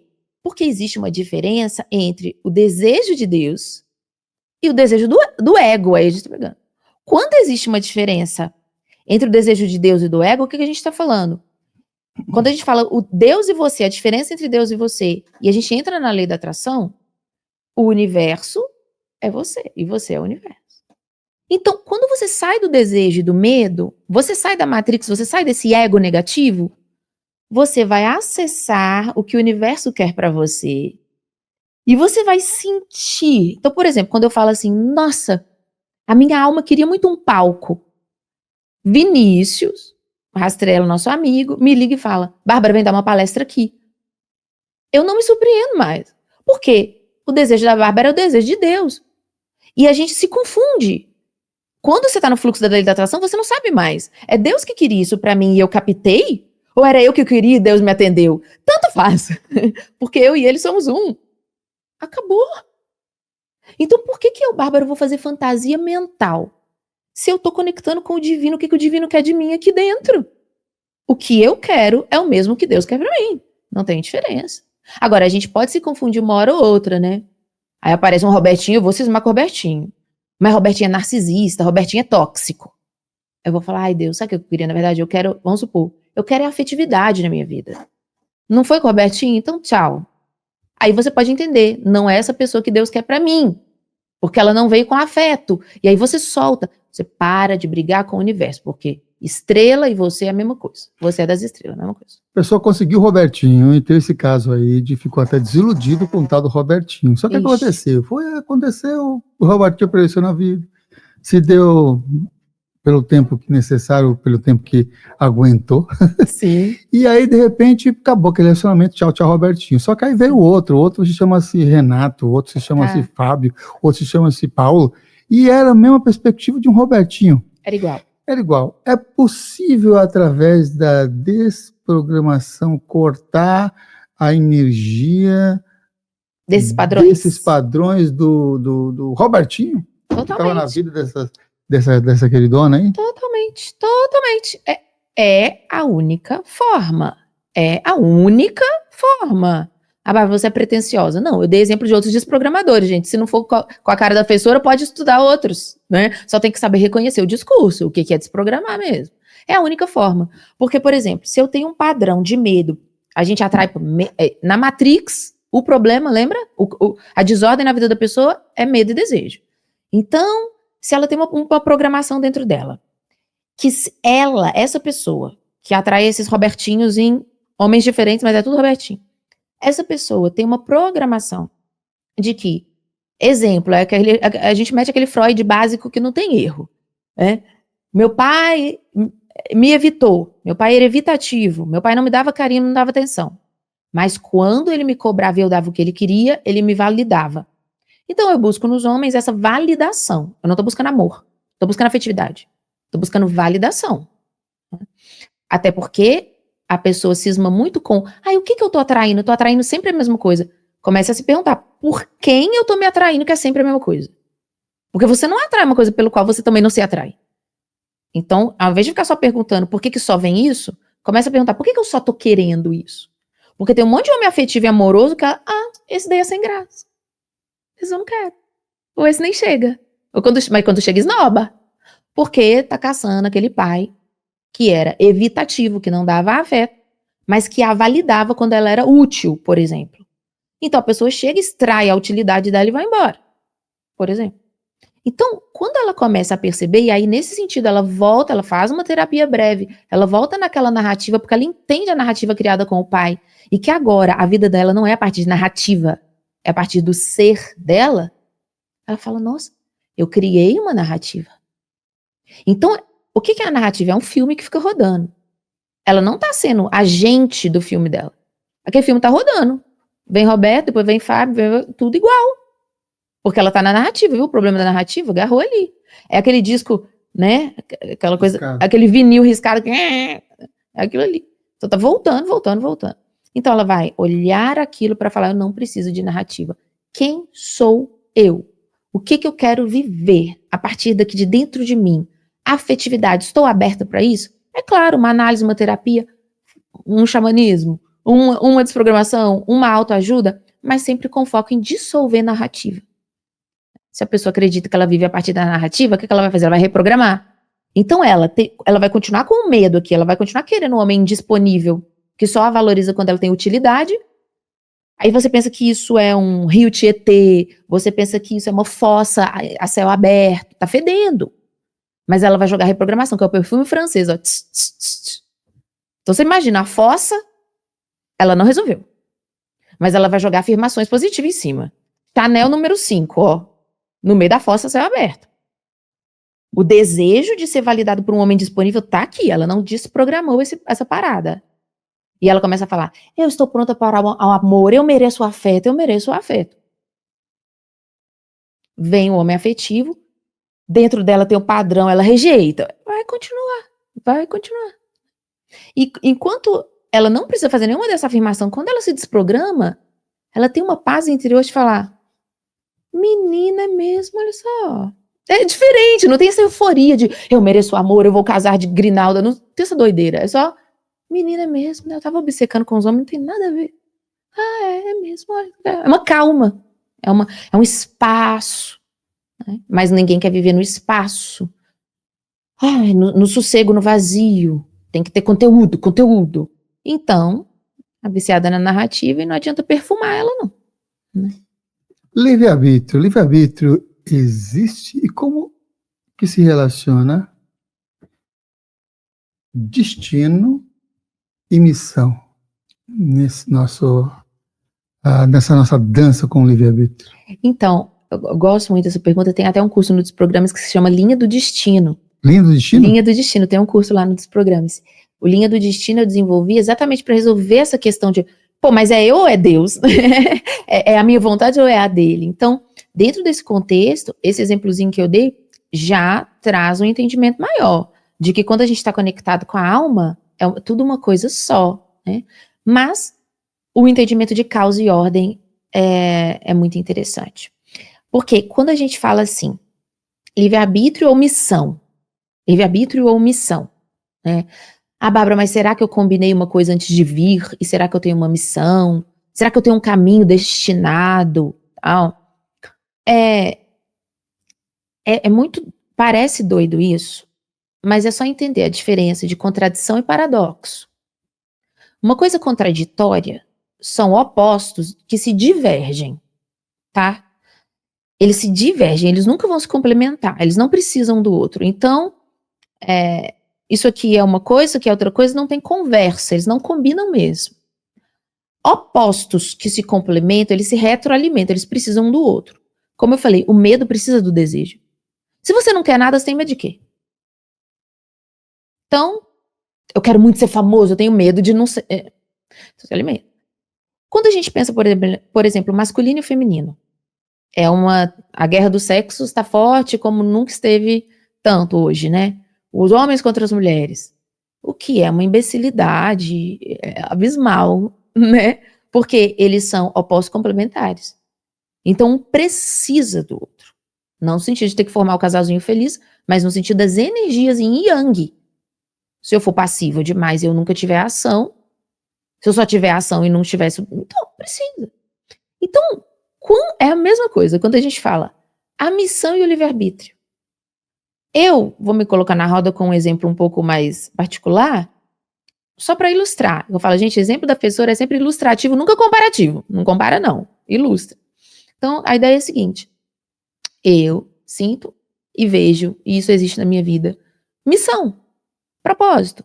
Até ficar velhinha lá, né? Foi há 80 anos o Titanic. Vou estar desprogramando, isso aqui não acaba, isso não acaba. E eu sinto dentro de mim que eu me voluntariei. Eu escolhi. Então, quando você escolhe a missão, qual é a diferença? Não tem diferença. E aí, dentro disso, mais uma vez citando o filme Matrix, que é sempre a referência da desprogramação, e a gente já conversou antes, né, um pouquinho, sabe, antes do programa, quando o agente Smith pergunta para o Neo, por quê? Por que você faz isso? Por que você faz isso? Por que você faz isso? O Neo não fala, porque me mandaram fazer. O Neo fala, porque eu escolhi. Cacete, eu escolhi. E o agente Smith, que ele é o símbolo da Matrix, ele não entende. Ele não entende. Porque para o ser humano comum, são opostos que se rejeitam. Ou é a missão ou é o livre-arbítrio. Então, quando fala, eu escolhi a missão, é porque é paradoxal. Então, todo paradoxo é um círculo. Ele não é aqui. Ele se une. Então, do meu ponto de vista, é isso. Existe o caos, a Bárbara é caos. No caos, eu preciso lidar com o imprevisto e tudo mais. E eu entendo que a espiritualidade entende isso. Então, às vezes, eles querem algumas coisas. Eu falo, galera, eu ainda não vou conseguir fazer isso, não. Aí entra num acordo, né? Tudo. Mas tem a missão, o fazer. Então, quando você... E aí o entendimento aqui é o seguinte. Você é Samuel. Você vai ser sempre Samuel nessa existência. Não tem como você trocar. Você fala, eu cansei. Quero ir pra lá, quero ser ele, quero ser ela. Você vai ter sempre nesse corpo aí. Nessa existência que é isso. Tem como você trocar. Quando tem o entendimento de que eu escolho ser o Samuel, é a aceitação de si. Então, quando tem esse entendimento, eu escolho ser a Bárbara. Porque eu não tenho como não escolher. Também é aquele paradoxo das escolhas, né? Da filosofia. Eu sou livre para tudo. Mas eu não sou livre para deixar de escolher. Se você falar, não vou escolher nunca mais, já escolheu. Então, se eu tô existindo, e se eu não lembro de ter escolhido existir, mas você tá se conformando. Porque tem que ter ordem. Tem algo maior do que eu. Então, quando eu entendo que tem algo maior que eu, e eu escolho fazer parte disso que é maior, o conflito acaba. Bom, não tem conflito.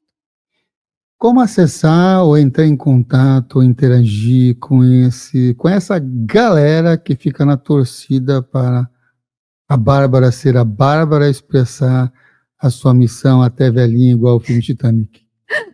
A conexão com os guias, com os amigos espirituais. E quando eu recebo certas perguntas, você já viu que eu já respondi aqui, hein? Eu sou muito boa em responder o que me concerne, e o que não me concerne, eu sou muito simples, sou uma pessoa muito simples, de falar, essa não é a minha pegada, não é a minha alçada, mas existem muitos professores de desenvolvimento mediúnico, maravilhosos. Aí o pessoal que está assistindo fala assim, pô, mas eu quero conectar com os guias, eu quero conectar com a espiritualidade, pesquise sobre desenvolvimento mediúnico, como você vai fazer, porque é muito hipócrita, falso e injusto eu falar para a pessoa que eu tenho uma chave para uma coisa que é sempre natural em mim. Entende? Eu não fiz curso de desenvolvimento mediúnico.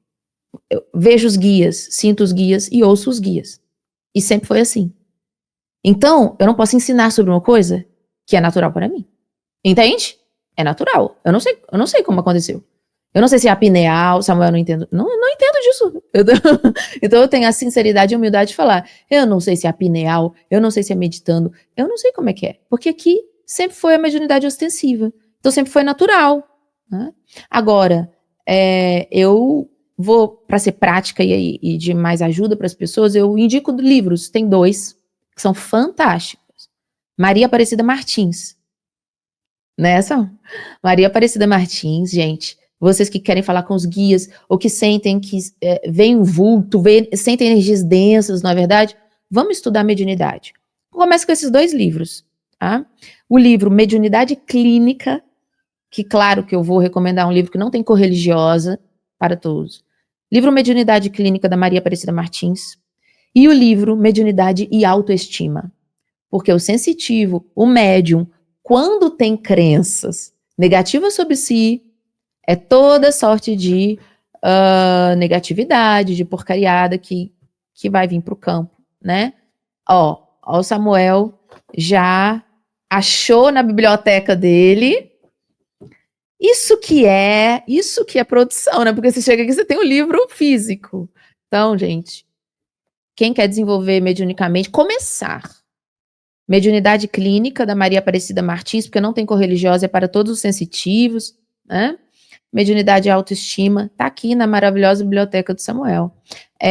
Eu não precisei fazer nada para desenvolver. Com 5 anos de idade eu falava, vou fazer uma coisa muito importante para o mundo, sabe a criança espiritual? Então, Bárbara, como faz viagem astral? Não sei. Para mim é natural. Não tenho a técnica. Então, o que me concerne, o que está claro nesse meu caminho da missão, é ajudar o pessoal a sair do embotamento mental, parar de se refugiar aqui e conectar com isso aqui. Agora, como eu falei, tem antropólogos, historiadores maravilhosos que vão falar até dos Illuminati, até de quem criou a Matrix. Procure as teorias da conspiração todas. Eu não sei. Eu vim tratar da Matrix que está dentro da gente, da Matrix que já entrou, e a gente tirar ela daqui. E os professores de desenvolvimento mediúnico. E a gente está numa rede espiritual de profissionais tão ricos e maravilhosos que a gente tem que jogar para os colegas o que sabem fazer a partir deles, né? Maravilha. E a Maria Aparecida, uma amiga de longa data, já foi inclusive colunista semanal aqui na TV Consciência Próspera alguns anos atrás. Ela é maravilhosa. Estamos em 2025, então fazem mais de 10 anos. Bom, tem uns 15 anos ou mais, porque o primeiro estúdio ela foi lá, então já tem uns quase 15 anos. E vai voltar, né, Iago? Vamos convidar ela para voltar, porque o Iago adorou a Maria Aparecida. Não, ela é querida, ela falou sobre, foi os orixás e... Foi os orixás e... Qual que era a temática da entrevista? Gente, ela é incrível. Ela vai voltar, a gente vai convidar ela novamente. E ela chegou no estúdio... E arquétipos? Não foi? Vamos pegar arquétipos aqui. Próxima pergunta é arquétipos. Foi orixás e arquétipos o tema que a gente abordou. Nós vamos convidá-la de novo aqui no programa. E ela chegou no estúdio sem o endereço. Foi. Não, Maria Aparecida. Foi, sozinha. Ela é quase uma entidade. Ela é quase uma entidade. Foi muito interessante. E aqui, eu indico isso, eu conheço aqui há milênios, tá? Esses livros dela. E eu indico esses aqui. Eu falo, quer desenvolver mediunidade? Mas esses 2, eu sou minimalista, tá? Eu não tenho estudo. esses 2 livros e vai estudar com Gasparetto os vídeos na internet dele. Pronto. Muito bem, é isso aí. Arquétipos, já que falou de arquétipos, já falou sobre arquétipos orixás, que foi o último livro da Maria Aparecida que ela lançou, foi sobre isso, sobre os orixás, por isso que a gente associou com os arquétipos, porque ela também tem formações em psicanálise, na área de psicologia, foi estudar depois dos 60, fazer formações também, pós e tudo mais, então ela associou lá. E eu sei que também você também trabalha com processos e conexões com o termo arquétipo. Sim. Arquétipos, eles podem ser perigosos? É muito interessante isso, porque, como a gente viu, os mitos e as narrativas, certo? Então, voltando naquele exemplo do pai indisponível e da pessoa que está programada numa narrativa de se atrair por homens indisponíveis, né? Provavelmente, essa pessoa está vivenciando um arquétipo e ela não sabe. Hoje existe o estudo do arquétipo muito raso, muito superficial, como uma tendência, como se o arquétipo fosse um objeto de sorte, né? Um símbolo de sorte, um objeto de sorte. Vou colocar a Cleópatra na tela do meu celular para o dinheiro vir. Então, uma falta de entendimento do que é isso. Você vê, se essa pessoa está programada para viver a partir de um mito, todo mito tem um arquétipo. E todo mito é uma narrativa. Então, como eu elaborei o arquétipo de pai? O que tem na minha mente que é isso, né? Quando a gente trabalha o inconsciente coletivo, o arquétipo é uma entidade psíquica que vive dentro de um padrão para todos. Dentro de um padrão para todos. Então, quando a gente pensa em pai, no coletivo a gente tem segurança, provedor. É isso? Então, o que eu estou buscando quando meu pai foi ausente, quando meu pai foi indisponível? Se existe aquela busca? Segurança. Segurança, validação. Que me provenha.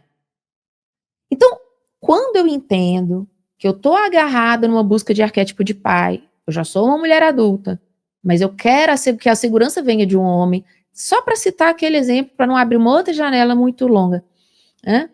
Eu entendo que eu tenho que resolver essa questão do arquétipo do pai dentro de mim. Pai é segurança, pai é proteção, pai é validação. E como eu posso ativar esse arquétipo em mim? Bárbara, eu sou uma mulher de 26 anos, eu tenho que ser o meu pai? Parabéns, acabou de descobrir o que é a individuação junguiana. Por quê? Se você tem 26 anos, é uma mulher saudável e quer, exemplo, trabalhar e fazer as suas coisas, por exemplo, ou um homem, seja o que for, porque o homem também tem que ter o arquétipo do pai dele e da mãe, né? Então eu tenho que trabalhar para que eu ative o arquétipo de pai em mim.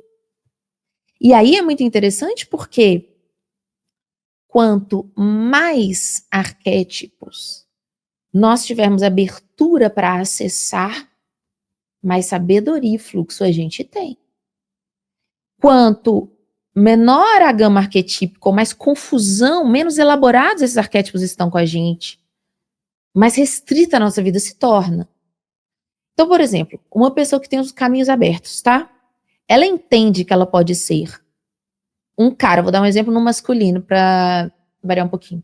O cara, ele tem um entendimento que ele pode ser o cara fodão, o cara incrível, o cara másculo, o cara que faz o que acontece, e que ele também pode ser o cara sensível, o cara aberto a ouvir, o cara que chora, o cara que tem emoções. E existem arquétipos que são mais sensíveis, mais emotivos. Então, se dentro dele ele rejeita um arquétipo mais feminino, de maior sensibilidade, e ele tem que ser o cara fortão, frio o tempo todo, ele atrai só o mesmo padrão. E ele não tem repertório arquetípico. Porque todos os arquétipos estão no inconsciente coletivo. E existem infinitos arquétipos. Porque existem infinitas narrativas. Infinitas mitologias. Então, percebe, Samuel? Não se trata de eu vou pôr a águia na tela do computador para fazer dinheiro. Uhum. Mas quando você começa a estudar, mesmo que superficialmente, o arquétipo, e entende que muitos comentários são deixados lá no canal assim, poxa, isso é verdade, Bárbara? Coloquei a águia na logomarca da minha loja, afastou cliente. Claro, por quê? Quem eram os seus clientes? Então, se os seus clientes não têm abertura para a águia dentro deles, eles vão sair correndo. Se o seu cliente for patinho e vaquinha, ele vai sair correndo. Agora, modéstia à parte, sem modéstia nenhuma, eu sinto que eu posso ser tigre, cavalo, pato, vaca, minhoca e águia. Eu gosto de ser toda uma fauna, sabe? Então, quanto mais rico o seu ecossistema arquetípico for, mais no todo você está. E aí é aquela coisa. Samuel tá me entrevistando. E aqui nós temos, é uma águia, né? Nós temos uma águia ali. Claro, uma águia, ela é notável, ela se faz notar. Então a gente percebe quando a gente entra a águia, a gente percebe o índio e tudo mais. Então vamos que eu, Bárbara, cheguei aqui, tem uma águia, eu não tô vendo ela toda, mas ela tá ali bonita, tá, gente? Então cheguei aqui, a águia se faz notar, porque é um arquétipo forte. Cheguei e vi a águia. Mas, ó, lá, aqui, gente, é o Polishop. Sabe quando você fala e vem o produto? A águia que é. Né? Essa águia é belíssima. É o Polishop, ele apresenta o produto. Então, a águia se faz notar, concorda? Mas se eu sou uma pessoa que não tem abertura para a águia, e a águia é o quê? Vamos traduzir muito rapidamente, que todo mundo mais ou menos já sabe. A águia é o poder. A águia é liderança. A águia é superioridade, sim, dentro do sentido de elevação, né? Não de inferiorizar o outro, mas elevação. Eu, Bárbara, eu tô com a baixa autoestima do caramba. Eu não gosto de mim, exemplo. Eu tô me achando, né, o cocô do mosquito cavalo, e eu vejo a águia do lado do Samuel. Eu falo, ai, cheguei aqui, comecei a passar mal do nada. Ai, Samuel tá achando que eu vou embora, não vou dar essa entrevista, desculpa. Porque é uma pessoa que não está aberta para o poder pessoal, para a liderança. Então, esse cliente coloca a águia na logomarca da empresa dele, temos um outro ali, um urso, que é força. O urso é muito bonito, porque ele é força e mãe, né? O urso é a mãe urso. É a mãe também. É a mãe que protege, né? Então, eu não estou bem com isso, não. Então, é claro, você acha que a maioria das pessoas está bem com o poder pessoal delas? Não tá. Colocou a águia, não vai entrar cliente. E aí o exemplo muito prático do que aconteceu comigo, lá bem, tem um bom tempo isso. Coloquei a águia lá na minha casa e fui fazendo a sintonia com a águia. Depois disso, eu nunca mais fiz isso, eu deixo o arquétipo vir, o arquétipo me escolhe, né? Eu falo que eu entendo que tem forças que querem cooperar, eu deixo elas virem. Mas a águia foi o único arquétipo que eu escolhi, não deu certo. Porque eu falei, vou escolher, vou botar a águia. E botei, e eu fiquei de boa com o arquétipo. O que aconteceu? Eu tava morando num apartamento alugado, um apartamento muito lindo lá no edifício Niemeyer, assim, todo onduladinho lá em BH. O proprietário colocou o apartamento para vender, eu amava aquele apartamento, era meu xodó. Começou a entrar milionários e entrou um bilionário uma vez no meu apartamento. Nossa, que decoração, hein, que você tem aqui, desdenhando a minha casa. Por quê? Atraiu as pessoas que se acham superiores e fodões. Falei, tirar essa águia aí que não combina. Porque o meu poder, sim, é um poder para liderar. A liderança através do amor. Eu não preciso colocar a águia, né? E alguns chegavam e falavam, nossa, parabéns. Começou a chegar muita gente na minha casa para tirar foto do meu apartamento. Você tá de parabéns. Mas o meu valor vinha junto com o apartamento. Parece que não tinha a Bárbara, tinha a Bárbara que mora lá. A Bárbara que mora no apartamento foda, né? Então, eu falei, olha, isso aí não tá interessante. Isso aí não tem a ver com o meu momento. Isso não tem a ver com o meu momento. Por quê? Porque eu concentrei tudo naquele arquétipo. Então, quando eu comecei a sentir que eu posso ser tudo, e o que a vida quer de mim agora? Qual é o meu momento? Então, vamos trabalhar isso, que a vida quer de mim agora, né? E aí, esse entendimento é interessante. Saber-se tudo faz de você uma pessoa mais flexível.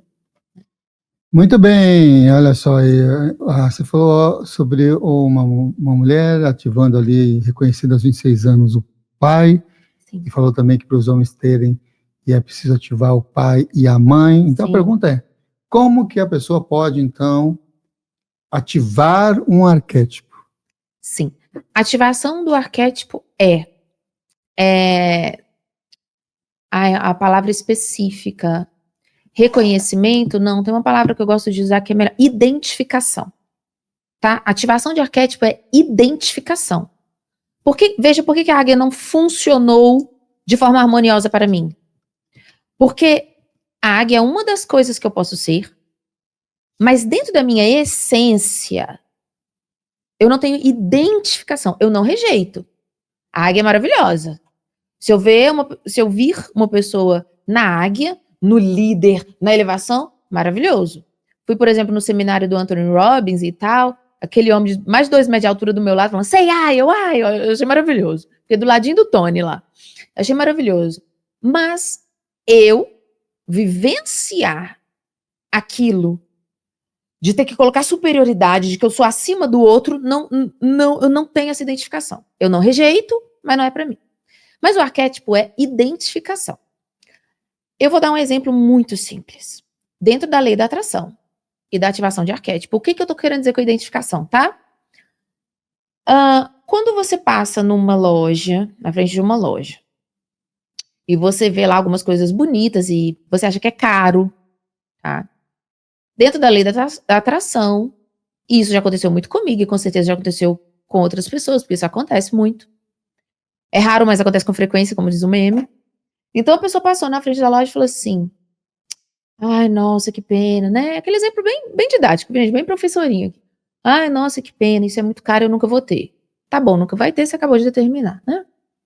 Passou na frente da loja, você não pensa em dinheiro, você passou, você viu, você falou, que lindo. Isso é muito eu. Você entende o que você tá fazendo? Você não precisa pensar, o dinheiro vai vir, eu vou ganhar na loto. Não, fica doido, não. Isso é muito eu. Olha, nossa, eu combino com isso. Você tá entrando em fase. Você tá entrando em fase. Quando eu vejo a Taylor Swift no palco, ai, Bárbara, pelo amor de Deus, é assim. É a Taylor Swift no palco. Isso é muito eu, o jeito que ela fala, a roupa que ela veste, tal. Dentro da minha realidade, a Taylor Swift da desprogramação. Dentro da minha realidade, manifestei meu palco, manifestei a plateia, manifestei as luzes, manifestei o look. Aquilo me fez feliz. Porque quando eu vejo ela no palco, me enche de energia. Então eu falo, aquilo é muito eu. Só que eu não vou cantar música pop, até preservar os ouvidos das pessoas, a gente não faz essas coisas, mas eu vou desprogramar, que é o que eu tenho de melhor para fazer.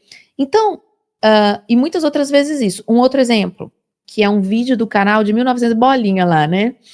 Que muito antigo esse vídeo. E eu com o cabelo curtinho, bem menininha, que esse canal é velho, feito assim. Eu dei um exemplo, eu falei, gente, como que eu manifestei um batom X, tá? Eu vi as blogueiras lá, e eu não tinha um tostão pra comprar nada, as blogueiras de maquiagem lá, 2013, um batom de uma cor específica que eu queria. Só que elas usavam lá Dior, MAC, Lancôme, eu não tinha o dinheiro. Mas eu não tava nem aí, eu olhei e falei, nossa, esse batom é muito a minha cara. Só isso, esse batom é muito eu. Eu não tinha um tostão nem pra pegar um busão, o negócio tava feio, Samuel, na época. Falei, esse batom é muito eu, hein? Nossa, vi essa blogueira usando esse... Olha, isso é muito a minha cara. E só isso, eu não desenvolvi um pensamento. No dia seguinte, chega a minha irmã. Bárbara, eu ganhei isso aqui de brinde na loja, de maquiagem que eu fui comprar um negócio. Aqui. Natura. Não importa, Natura já tá muito bom. O batom, você abre, é da cor. Então, quando as pessoas contam esses casos, é a identificação que traz a manifestação, sem nenhuma narrativa extra. Né? Então, quando eu me identifico com o arquétipo, o que eu tô falando? Nossa, esse poder, isso é muito eu.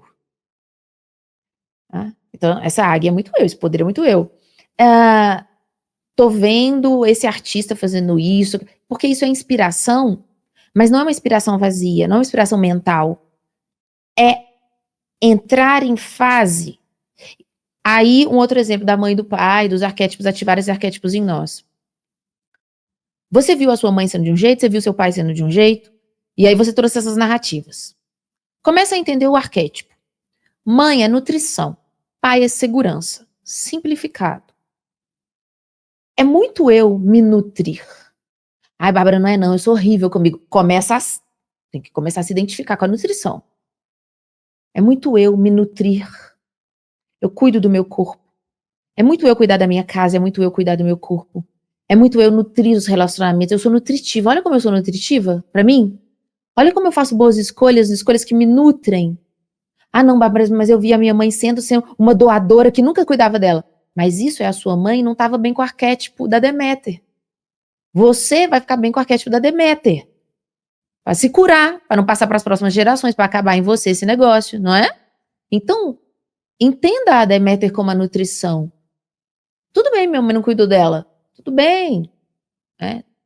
Eu vou parar isso em mim, eu vou ser nutritiva, eu vou ser Deméter, eu vou ser a minha mãe, eu vou me maternar. E a segurança?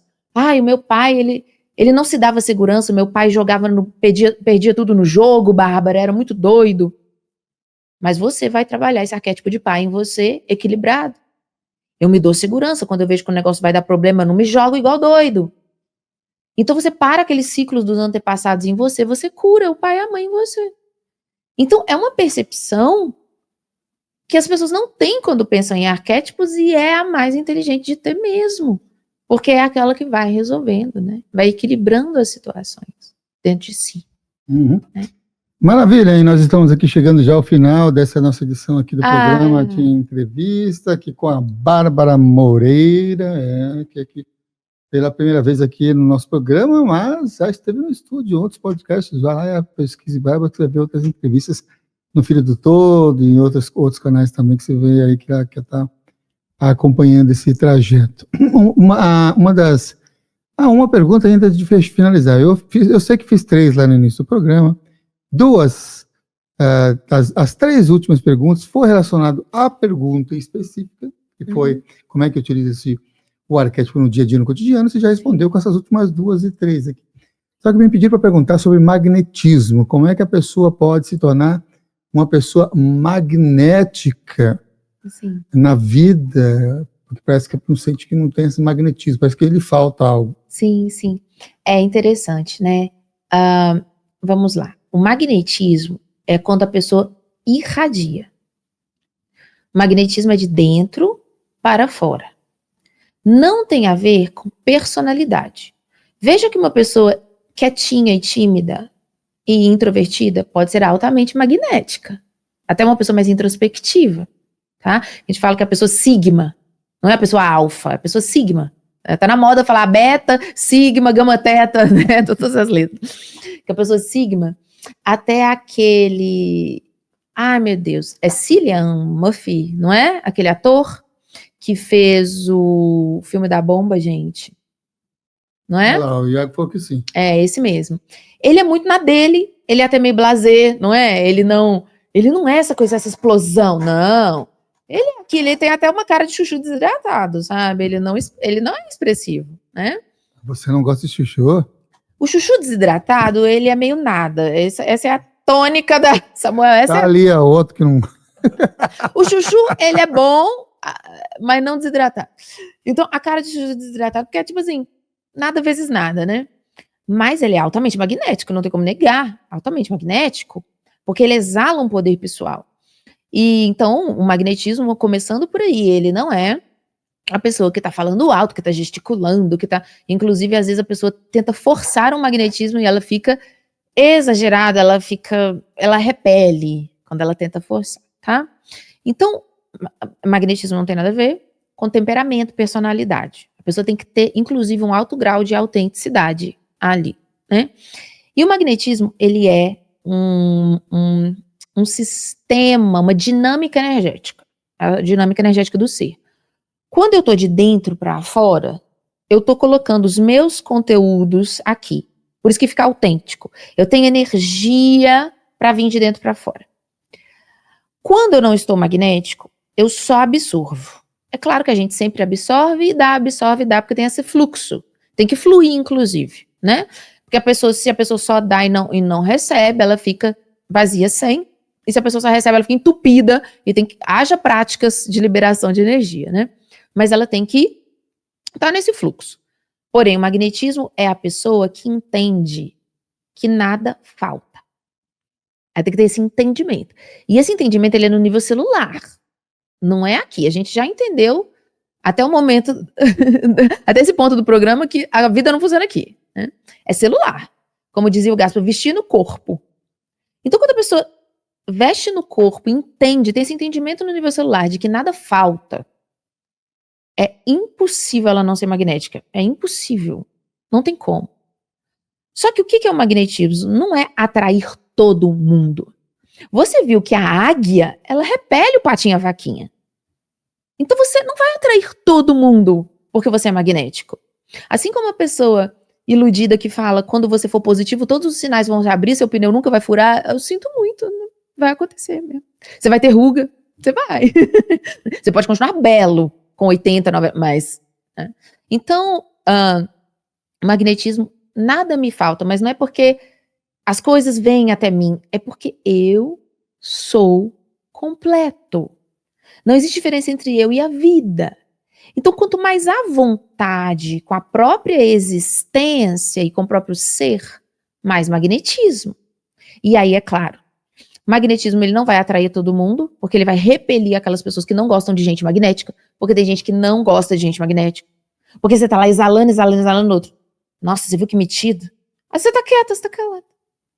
Eu lembro em momentos assim de extremo magnetismo mesmo, e quem é médium tem muito, porque solta muita energia, né? Mas eu não tava com as crenças muito boas sobre mim, mas tá lá, meu magnetismo estava lá. As pessoas chegavam, nossa, você se acha, né? Você tá quieta. Você entra na sala de aula, você tá pensando, você é nerd. Você quer aprender o que o professor tá ensinando, primeira carteira. Nossa, você se acha, você não dá oi pra ninguém, né? Eu entrei, meus olhares não cruzaram, eu sentei na carteira. Então o ensino médio era muito isso, por exemplo, né? Que, nossa, snob. Não, é porque você tá completo. Você não tá, eu preciso falar com esse colega para eu ter. Você não tá querendo que algo se acrescente. Então, mesmo com a baixa autoestima que eu tinha, o pessoal acha que magnetismo, por isso que é muito engraçada, né? Pense bem de você. Naquela época eu não pensava bem de mim, eu era magnética. Você entende? É que quando você não pensa bem de você, aí você fica atraindo gente pra te machucar, né? Mas você continua sendo magnética. Porque eu não senti que faltava. Não falta. Eu sentei lá no terceiro ano da escola, sentei na sala de aula, tô prestando atenção no professor. Entrei na sala, olhei pra todo mundo. O que o olhar cruza, a gente dá oi. São 40 coleguinhas, né? Eu não vou ficar beijando e abraçando os 40 coleguinhas. Entro, sento na sala de aula. As meninas. Aí o bullying começou a inverter, como eu falei. Agora o bullying era porque você se acha linda, você se acha foda, você não cumprimenta a gente. Sempre teve magnetismo. Até as crianças que sofrem muito bullying é porque tem muito elan. Médium sofre muito. Porque sentem. O que irrita a pessoa programada, a pessoa que está na Matrix? Que você não quer fazer parte. Como você não precisa ser popular? Você tem que querer ser popular. Você tem que querer fazer parte. Entende? Então, quando você se sente completo, independente de sua cabeça estar muito boa, não tá muito boa, você sabe que você é um ser completo, sua alma já te falou, você vai magnetizar. A mente boa é para que o que não for legal não venha até você dessa forma, mas o magnetismo é de dentro para fora. Então eu sempre fui solícita, sempre queria ajudar, eu sei que eu tenho para dar. E a pessoa, quando ela não tá magnética, ela tá no quer, ela tá querendo. Você já viu, você já entrevistou muitas pessoas nessa jornada. Você consegue saber quem é de verdade, quem não é. Isso não é julgamento, estou julgando, condenando. Julgamento no sentido de condenar. É um julgamento que a gente faz no sentido de entender o que a frequência da pessoa tá ali. Quando a pessoa fica agarrando muito, Samuel, nossa e tal, você vai percebendo que a pessoa quer colar em você porque você tem um contato importante, que a pessoa quer colar em você porque quer aparecer de alguma forma, porque você pode promover a carreira dela. Fica. A tendência é você falar assim, nossa, essa pessoa tem até um conteúdo legal, mas já me mandou 30 mensagens. Então, não é que o magnetismo vem de esnobar os outros, mas a pessoa que ela se basta na energia dela, é uma delícia estar perto. Então, claro, bons pensamentos sobre si mesmo, eles naturalmente vêm quando você tira o lixão, a gente já viu aqui. E a forma de ir ativando esse magnetismo, se você sente, que tem muitos seguidores que sentem, Bárbara, eu tô invisível, ninguém me vê. Eu falo, olha, às vezes essa pessoa tá no ganho, no momento, porque ela saiu de atrair pessoas agressivas, ela saiu, como eu, né, atraía gente pra, você se acha, você... Para de atrair gente que xinga, depois fica um pouco invisível, porque você vai pro neutro, porque você dissolve aquele padrão de pensamento negativo sobre si, mas você fica meio invisível. Muita gente que sai de relacionamento fica meio invisível, porque não descolou da energia do ex, mas ainda não se abriu pro novo, né? Então tem essa entre safras da invisibilidade. Se você tá invisível, o que eu recomendo? Volta pra si. Mas eu vou sumir. Não, vai começar a aparecer. Volta pra si. Faz um hobby, faz uma coisa que gosta. traz para si. E é incrível quando a gente vê uma pessoa que se basta energeticamente, você fala, essa pessoa não tá comigo porque ela precisa, ela não tá conversando porque ela precisa. Ela tem algo para trazer, ela tem algo para colaborar. E isso traz uma independência energética que atrai. Muito bem, como falei, a gente está chegando já aqui ao final dessa nossa edição, mas antes ainda, coloca aqui embaixo aqui os contatos da nossa convidada, aqui, Iago Mihael, olha aqui, ó, Instagram, Desprograme-se, só que tem um ponto, né, ó, Desprograme.c. E aí tem o YouTube, tem também Desprograme-se no .com.br.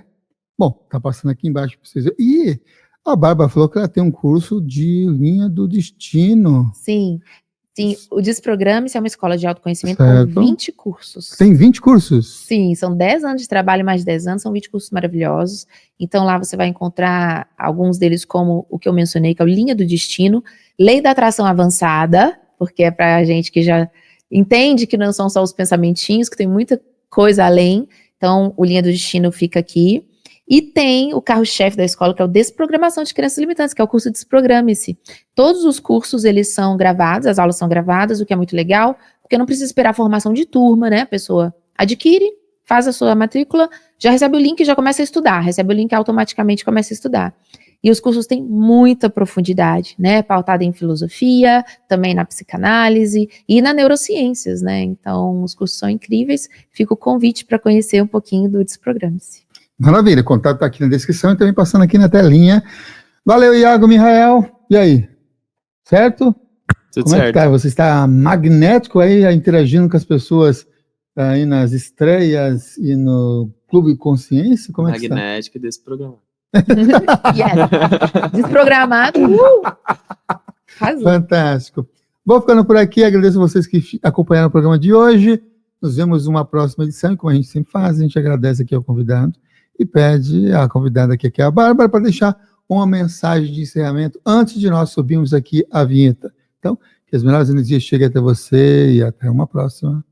Pessoal, nada é tão sério. A vida não é tão sério, né? Problemas passam, tudo passa. Então, ao invés de ficar tentando resolver tudo aqui, o que eu tenho que fazer? O que eu devia ter feito? Parte do princípio de se questionar. Será que eu vou resolver tudo aqui mesmo?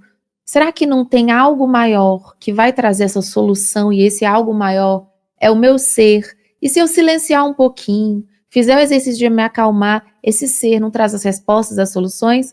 Fica aí um questionamento para vocês, para não ficar consumido pela neura, né? E para se desprogramar.